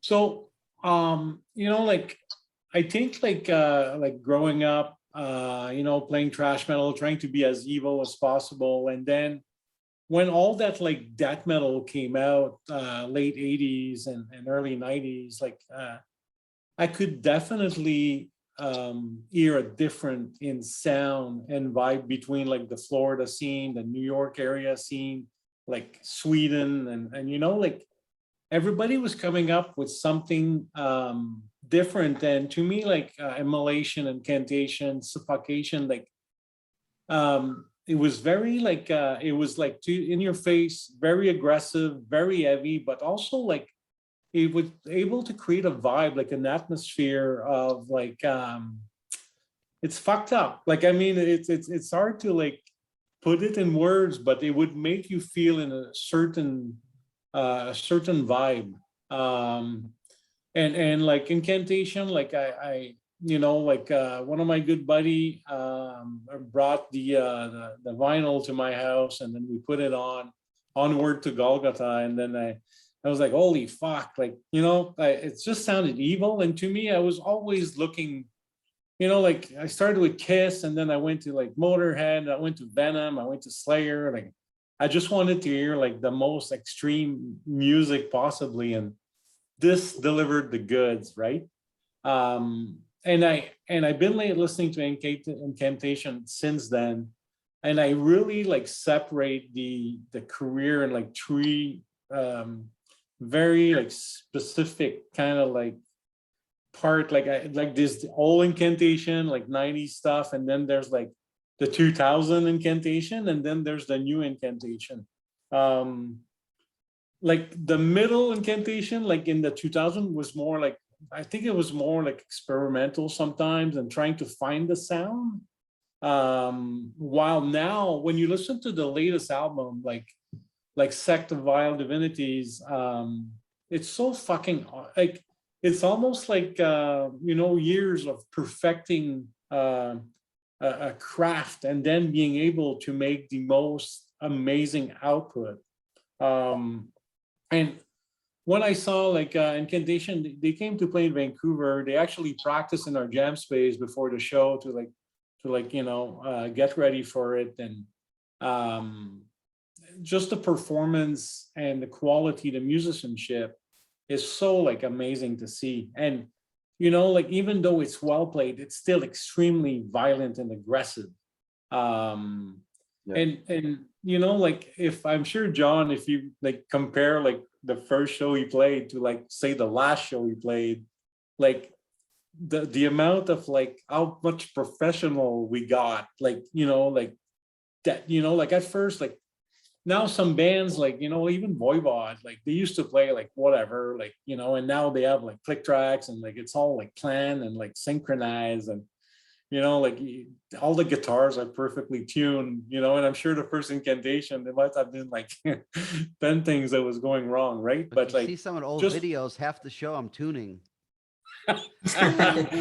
You know. So yeah, so you're seeing like the band now and like how good it is, like it's just like it has become one of my go-to metal bands and just like you know, like they can play against any metal bands out there. Man, I don't know, to my taste, like some of the latest albums are just fucking masterpiece. So the good thing about Incantation as well is like as a French Canadian trying to learn English, like they have the most fucked up song title like to pronounce like ever, like, you know, like so I'm gonna try to go and say like some of my favorite songs without like fucking it up too much, okay? And you, John, you can help me if ever like it doesn't make sense what I'm saying, okay? You might need Chuck to help you. Or Chuck Bro, can help me. I have enunciate. hard enough of a problem trying to figure out what he's writing about. Holy fuck. So like at number 5, and like I said earlier at the beginning of the show, my favorite Incantation songs kind of like change every 6 months. Like I'll go and discover something new, and then it goes in the top 5, then it drops, somebody else drops, and then it goes like that. But my number 5 right now today, Emaciated Holy Figure from like Mortal Throne of Nazarene. There's the end part with like the feedback and that like Stephen was talking about. But like I always wanted to like wake up at night and see like a holy figure like standing in my room that would scare me shitless, right? I never like, I was not worried about seeing a demon or Satan. That would be cool, but like seeing like say like a holy figure just standing beside me in my room would probably freak the shit out of me. But this is the song that represents that feeling I would get. That's how I see it when like I when I hear it, it was bringing me there. And I've been listening to that song for a very long time. And so that's my number 5. Number 4, Entrails of the Hag Queen from Sect of the Vile Divinities. Just like, it's just the punches at the beginning and the way the song starts is just like a couple slap in the face, like, and that's super heavy. The other one I like is Rise of the Locust from like Profane Nexus. It's they played it here in Vancouver, and you know, I think it's the standout track, like any like, you know, as part of your show. It's just got that fucking riff that just like hooks you, right? Debauchery, I love that song, Debauchery. I don't even know what's going on in John's mind when like he came up with it, but I can only imagine. But like, and that album, like Dirges of Elysium, I don't know if I'm saying it right. Not bad. You go. Yeah, like so. This that album is like when I've seen a change. I don't know like if anything specific happened, but there was like a certain progression or something that I see. Like what did I say? Something like No, is there a yeah, change? something big happened. I mean, yeah, I mean that was actually kind of the time when Alex he contributed to the album, but we never actually finished the recording of it, you know. So yeah, it was kind of a big deal, you know.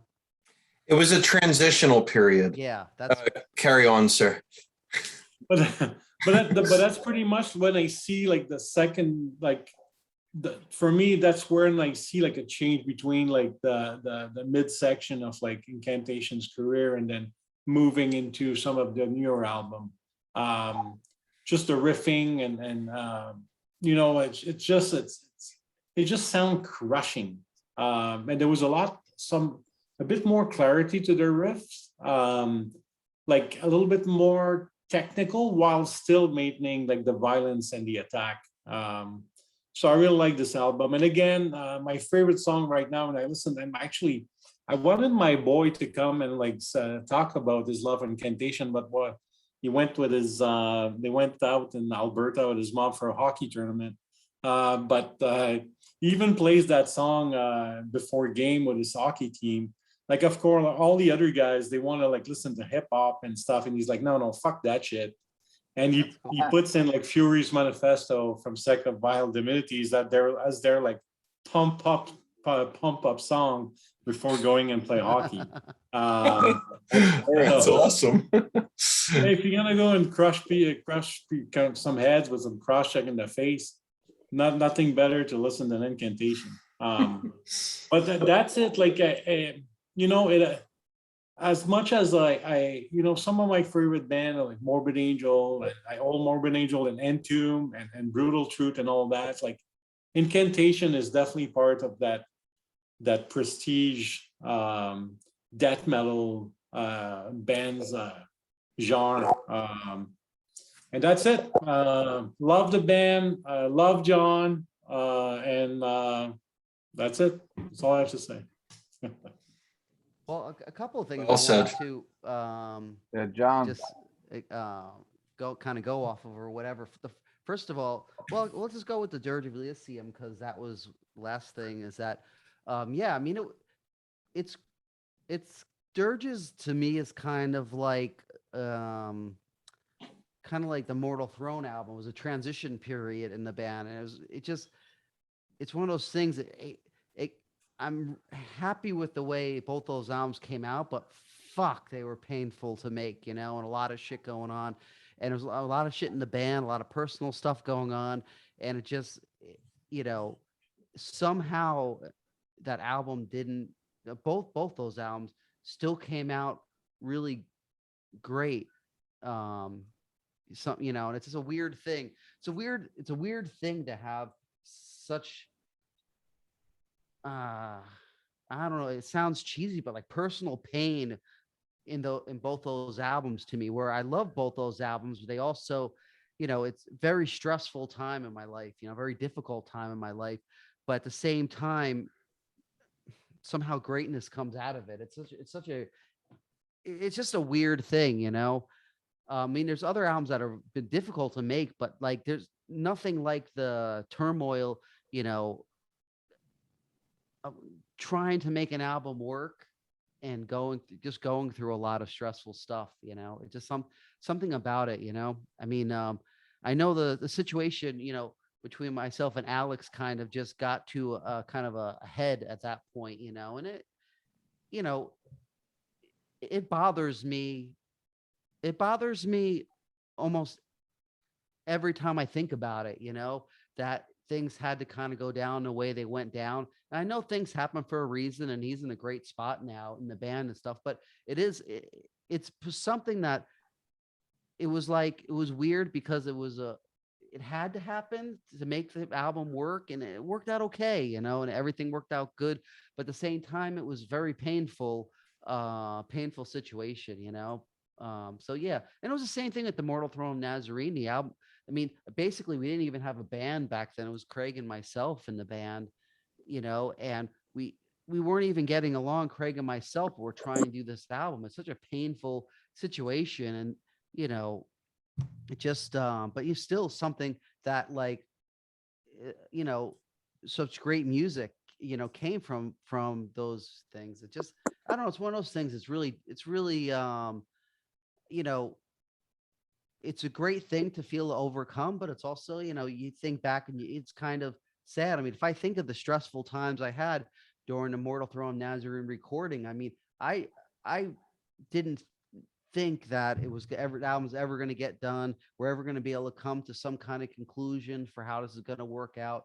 Everything was totally fucked up in every aspect of doing that album, but somehow the album came out, and, you know, spawned a whole new generation of, people doing like funeral doomish type death metal and stuff, which is like insane to think that, out of all that anguish that I went through, and I'm sure the other guys in the band at that time were going through, it to some extent too. I mean, I can only speak for myself, but it's amazing. And the same thing with, Dirge of Elysium, we did a great album with Vanquish and Vengeance, and it was like for some reason it just, we couldn't keep, what was so great, because I mean, honestly, working with Alex, Chuck, and Kyle was perfect lineup. It should have worked out. I mean, the chemistry was great. We jammed a lot in those songs, did a lot of great stuff, but unfortunately, I think for dirges, ultimately it's like a woulda, shoulda, couldas, but we don't really determine how people will receive these albums, especially when you think that you're doing the best that you could, and then people go, "Eh, it sucks." Well, now as reflected, you can never second guess what the audience is gonna like. But for dirges, that record was kind of like Vanquish and Vengeance was written as a band, where dirges was kind of written like separately in a sense, like because like two of the songs you mentioned was Debauchery and dirges. For the most part, most of the music I wrote for those songs, and John changed around a bit, but we kind of wrote like separate, instead of like Vanquish was kind of like, in particularly me, John, and Chuck sitting together, feeding off each other, writing riffs together, putting songs together. Dirges was kind of, there was obviously, like John, we're not going to get into all that stuff, but it was kind of, we were all going through some personal stuff, and obviously, I left the band and stuff like that, but it was kind of written kind of separately instead of as a band. So in my opinion of dirges, I think if we were working like a unit in Vanquish, like we were as a band, could have been a better record. But I do see like fans love that record and stuff like that. And so, like I said, you can never second guess. It's Like hard even to like say Mortal Throne. It's like it was kind of like a breakup of that lineup. But it's a classic record. Like Mortal Throne. Yeah, it's particularly difficult.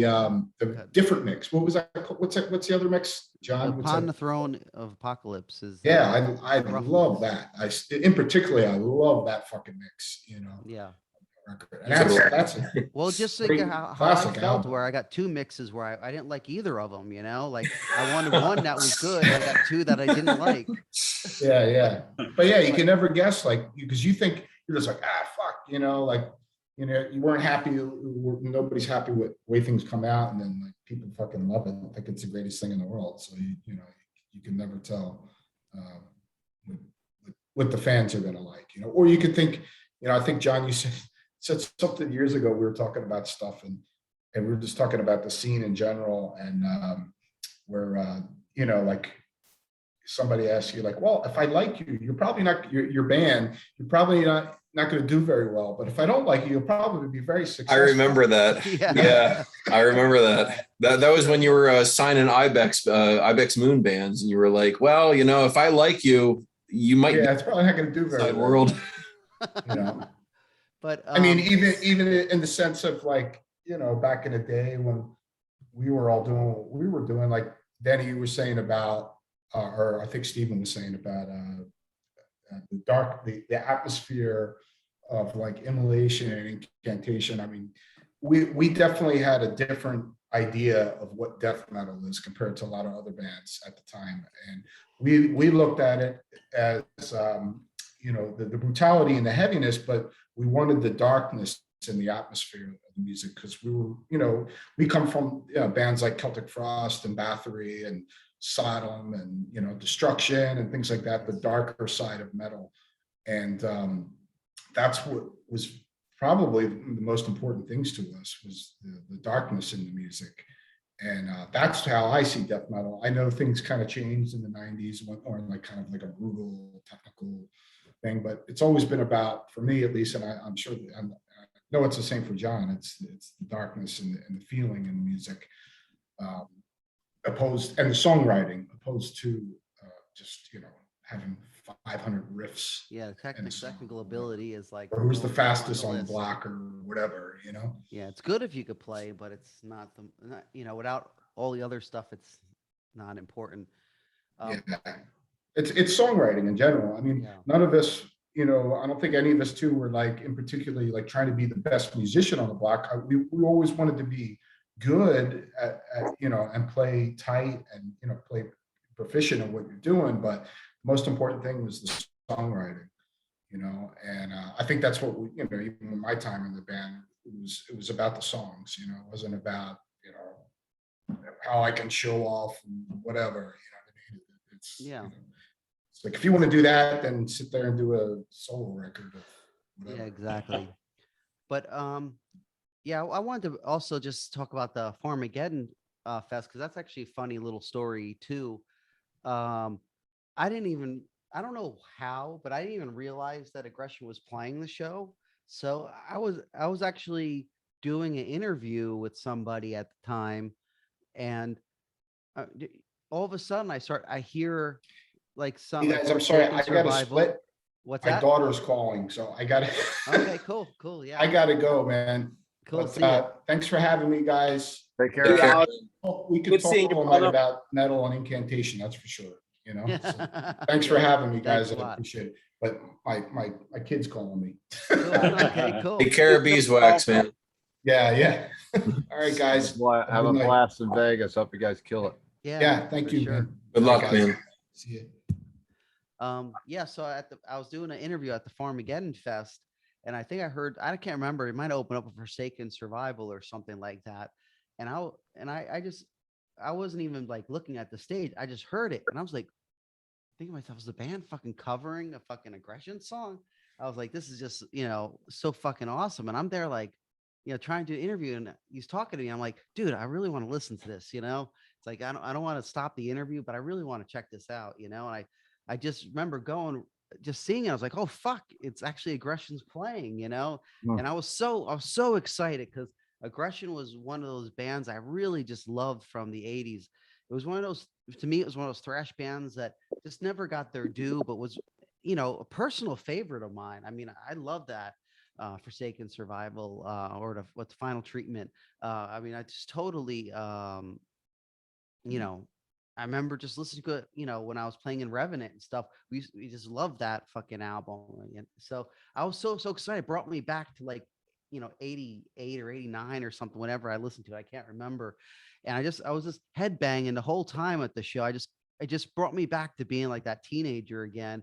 And I just remember, just everyone was kind of like surprised on like how much I'm getting into this, and I'm just like, whatever, I don't give a fuck, you guys, And it's like, I love this fucking band. I'm gonna fucking headbang like a motherfucker, And then, then I met them at, I met all the guys after the show, I just, wanted to just, be a fanboy pretty much, and that's basically when I first met Denis and, the rest of the guys. And from then we just kind of, became friends. And for me, it was a great honor, because, anytime I could be friends with any band that is an influence of mine is, a dream come true, really, like I don't look at things, well, I play an Incan or whatever, and it doesn't matter. Like, it's, if a band influenced me and means something to me, I'm always going to be that little kid that just loves, hearing stuff that he loves hearing, it's because the music is about enjoying it or whatever. And yeah, and I guess the last thing for myself I wanted to say is this, just in general, in as a person and in the metal world, I've learned so much over the years, and I've always tried to keep the passion. It's just an honest thing, I guess, for me. But,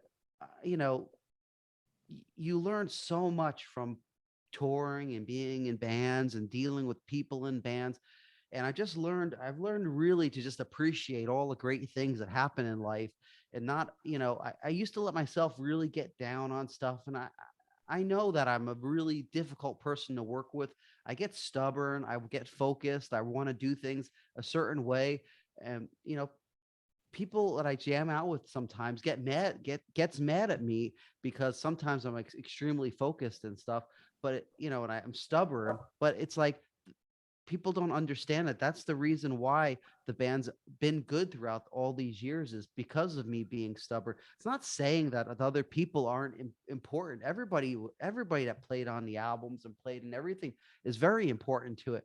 But I always was stubborn on wanting to make sure that the band has to be a certain way. It started off this one way. It has to be this way, regardless of, you want to add, of course, work with people and add whatever stuff they could add to the band to make it great and to make it their own and be a part of it, and trust me, it's bitten me in the ass. I've given people lots of, situations where they could really become part of the band, but that makes the band great, so it's kind of a give and take. It's just sad when, sometimes you work with somebody and you give them, as much, make them the best them they could be.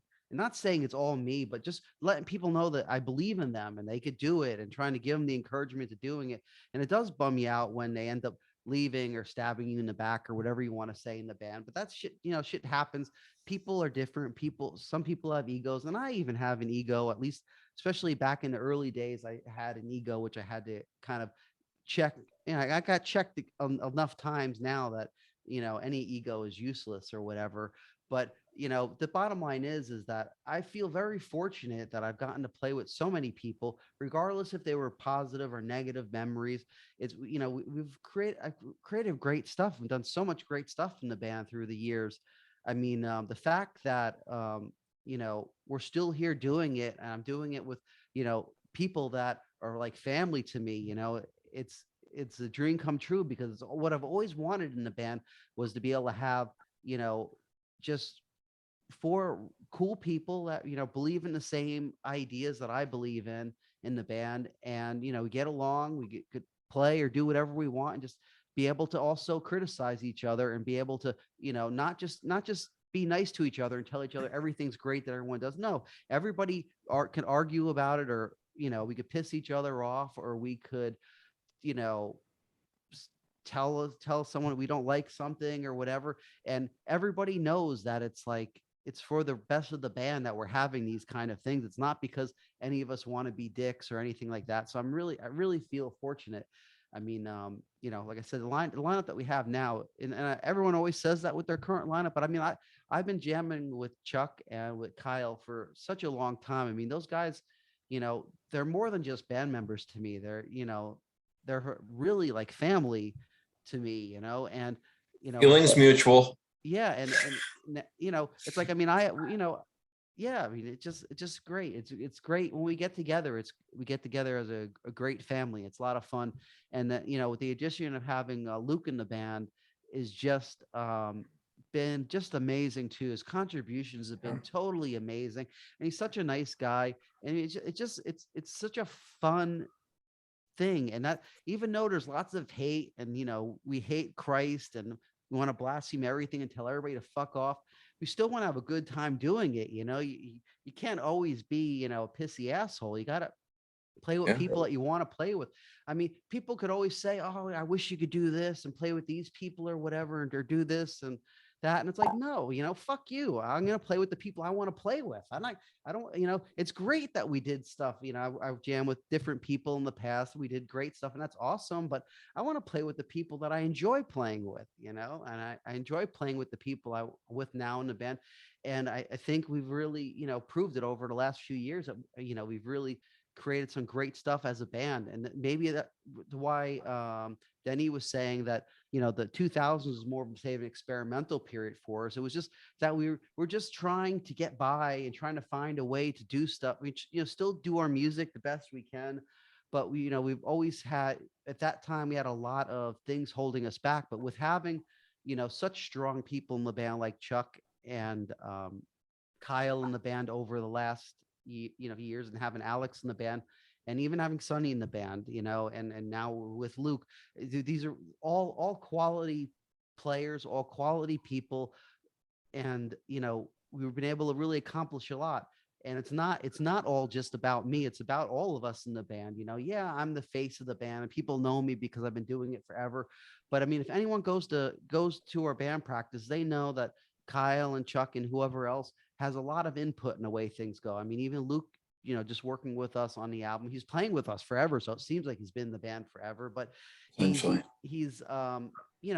if you go to a practice, it's like, it's not just me going there and being like, okay, this is how it's going. No, we'll play some stuff. Chuck will, have some ideas. Kyle will telling me my ideas suck or something like that. But this is all good. It's all to make great stuff happen. I mean, so yeah, it's my babble with it, but I wanted to just kind of make sure everybody, understood, my kind of mindset with everything, The thing is that there's an egoless collaboration. Yeah. We all know that we want That's the best music that we possibly can, the best recording we want. It's not always, it's not always fun to have your ideas be, other people not like it or whatever. It's a bummer, but we know that it's the best thing for the band or for the album, because everybody knows that, we all want to do the best we can, and we all, I really feel that we all really love playing in the band and appreciate the situation that we're in a band that people give a shit about, I mean, so many great bands out there that nobody cares about at all, so for us to be able to do stuff, put out stuff, and people give it a chance, even to listen to it, is a total honor for all of us. When it comes to a show, when you talk about like 10,000 people or 10 people in a club, it's irrelevant. They're interested. Yeah, you gotta just. That's an enjoyment in and of itself. Every time you play, you just play from the heart. Give people 100% of, because every single person that pays to go, they pay for a show. It doesn't matter how many people are there, and and sometimes you play for these huge crowds. And we played for we played Hellfest for like who knows how many people, and lots, and it's almost worse than playing in a small club in a way, because it's so impersonable. Sometimes it's better to play in a small club, just have people headbanging in the front row, getting into it, because it's the heart. You want to feel the heart from the people. You don't want to, it's not just like, oh yeah, okay, we're checking you guys out with, 500 other bands today and whatever. The intimacy creates a better experience as well. Yeah. We played a show in Germany for 7 people. I counted them.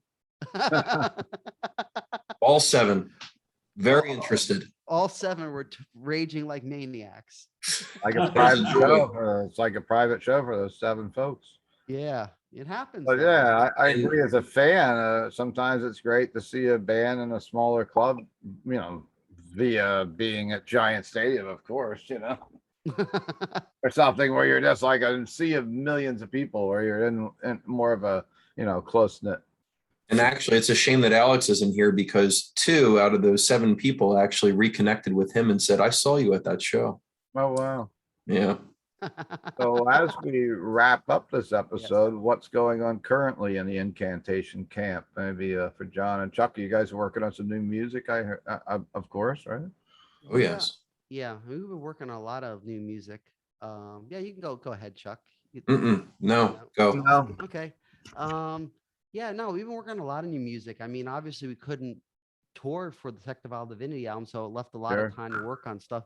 And at least for myself, and I think the rest of the guys too, I mean, we just get really inspired. I mean, after we finished recording Sect of Vile Divinity and was kind of in the process of getting done, I mean, I felt really self-conscious about the Sect of Vile Divinity album, and it actually encouraged me more to want to write a lot.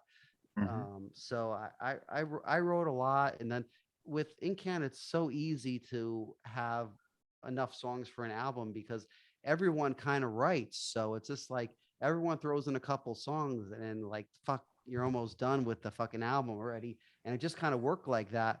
And we had the album, written pretty much a while ago. We just been kind of recording it and just trying to do like touch-ups to stuff or whatever, get things kind of done, but we don't know when anything's getting released. And we're working on other material too, other songs. I mean, probably all together we have like 3 hours of music or something like that. More. The thing is that we have what ends up happening is that once we get into that collaborative phase, all of a sudden you've got so much inspiration that you've got more material than you know what to do with. Yeah. Have one album, then the subsequent, then it starts to get out of control. Every album is like an answer to the last album, at least to me. Like, whatever Yeah. I feel I didn't accomplish or we didn't accomplish on the album, I immediately want to write, something in contrast to it. But without trying to get too boring with this, it's so much fun to write with Chuck and Kyle and Luke. I mean, you just get inspired by jamming with people that you just love playing with. You just have such a fun time that so many ideas end up coming out, and I know I sometimes have to control myself because I'm like, okay, I don't want to overwrite stuff. Like I want to work on some of Chuck's stuff, or I want to work on some of, Kyle or Luke's stuff, because it's like I just keep getting inspired, but I want to also, I want everyone to be able to contribute, because a good Incantation album is when everyone's a part of it, not just one songwriter, Yeah. Are there any plans for you guys to be able to tour, or is just the uncertainty right now? There's nothing we can talk about, or do you still have anything booked? We were supposed to do the European one. Yeah. But that ended up getting canceled. Yep. It just We're at the mercy of the powers that be, man. Yeah, of course, we all are. We're all in that boat. Yeah.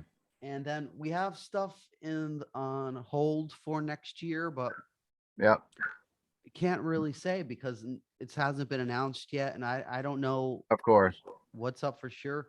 The only stuff that I kind of know is, which is maybe good enough to say, is we're supposed to do some stuff in Europe in in the summertime. We have okay, some festivals booked for Europe and some other shows around it, but I think they're still all kind of in the works or whatever. I think the only one yeah, that of might be course. announced was Obscene Extreme, but I mean, hopefully things are okay. This pandemic thing seems to be going back and forth, or who the fuck knows, Definitely. I mean, we've been like 18 months into this pandemic now, and sometimes I feel like we're still in the same spot we were in the beginning at times now with like touring and stuff. It's very discouraging, and I don't know, it's hard for a lot of people to keep encouraged about this, but I guess we look back to the same thing. We have to take it day by day still. It's really difficult if you're touring, Of especially course. for us, if we tour Europe and somebody gets, COVID while over there. It's Yeah. like we're not some huge fucking band. It'll crush us, it'll Yes. fuck up us financially. We run on a shoestring budget, so you can't really take those kind of risks. I mean, Yeah, I mean, we're seeing we're that. vaccinate or whatever, but you still never know. People Yes. vaccinated still getting it. Who knows what's up? You just, even if our roadies get it, or Yeah. whatever, or you don't want people going to our shows getting sick, you don't No, want to I get sick going know. to a show. It's a fucked up situation, Sure is. and it's scary enough for us to tour to the US and have problems, it would be financial disaster for us, but for Europe or any place outside the country would totally screw us up. But Of course. and course. but I'm happy to see that the Deicide tour is happening, and hopefully nothing bad happens with that tour. It seems like everyone's been pretty healthy on that, so that's Is that tour on the road right now? Yeah, It is, yeah, right? Yeah. them and Cataclysm and Eternal Bleeding, a Mhm. few other bands. Yeah, it's the tour's going on now, so hopefully nothing happens. More power to them. Yeah, I mean, it's As good. we start to wrap up this episode, I think we're getting pretty long into it. I also like to mention, nothing to do with this, but everybody in here has played the Chance, and we'd all like to say, like, rest in peace to Frank Pallett at the Chance Theater. A lot of people may have not known we lost Frank about a week ago, and one of the stops for a lot of the bands in Poughkeepsie, and it's not going to be the same, and we don't know what the Chance, the future of the Chance is, because it was pretty much Frank's baby, and he kept it going for many, many years. So, it's been a real sad time hearing about that. Chance finally did reopen. They are doing some gigs there, but now, of course, Frank passed away and was very sick. Didn't even get to go back to the club when it reopened. So I'm sorry to hear that. My condolences. yeah, of course. Figured I'd just like to that throw really that sucks. out. That's been a staple in the music scene around New York, New Jersey area for ever since I remember. Yeah, I think he took it over in maybe 90s, late 80s. I'm not real sure, but Yeah. you know, of course. Yeah, well, it's Anyhow, unfortunate. who wants to wrap this up tonight? You think, John, you think we ought to wrap it up soon? It's Yeah, about let's wrap it up. I'm done. 2 hours. And I want to thank everyone for joining us tonight. The Rock Fantasy Files has been on a little bit of a summer hiatus, and hopefully we can get back to some regular programming and you know, hit like and subscribe. Mention your favorite incantation stories, albums in the comments, please. And we hope to bring you some more entertainment while we're hanging out at home and just getting through what we got to get through here. And I'd like to thank John, of course. I mentioned earlier, he's been a giant help to this channel and helped kept my spirits up. And I think we all sometimes have to reach over to each other and give them some support with Ralph and Steve. And nice to have Chuck on for the first time. And Denny, who's been a big part. And Robin's down here in the dark. She can hear us, but we can't hear her. So Robin, you rule. And also Yeah, thanks she to wrote. Alex. She wanted to make sure that she says goodbye to everybody. So we'll see you Take guys care. soon on the channel again, and please go out to Incantation's website. They could use your support, as of all the bands still can during this mess. If you can go out and buy a couple shirts, a couple records or something to just help keep everything flowing while we can here. Tails, good night and stay strong, everybody. Oh, awesome. Hell yeah. That's right. Ralph, oh, fuck. I forgot to mention Ralph did artwork for us. All right, we didn't cut it yet, so you're gonna. Okay. Yeah, I just want to say that. Yeah, I should have brought up the fact that for Infernal Storm, you did most of those images that were inside of the album and a bunch of touring stuff you did. So thank you so much, Ralph. Thank you. It was an honor. I got a tattoo 20 years late. Over 20 years later, I got my incantation tat. And who did that artwork for you, Ralph? Who did that? Dan Roddy. Dan did it. All right, so Metal Dan here, right in Middletown at Class Act. If you need some tattoos done, he is at work every day, and he keeps getting better and better at it. What are you gonna say, Chuck? So Ralph, behind your head is Rawhead Rex, is it not? Yeah, it's an airbrush. Very good. Thing up there. I dig it. That's all. Put a bunch of goats up. I don't know if you feel the goat stuff I had. I pulled some of my goats out. He got all his goats out for the Incan episode. That's awesome. Cool. Very cool, man. Okay. Take care, guys. Anything else anybody's forgot about, or we're gonna say No, goodnight? I just had to mention Ralph, you know. Oh, I'm glad you pulled that off before we stop. All Yeah, right, He was a great. lifesaver back in the day. Appreciate it. Take care. Very nice meeting you guys. Thank you. Yeah. Too. Thanks. Thank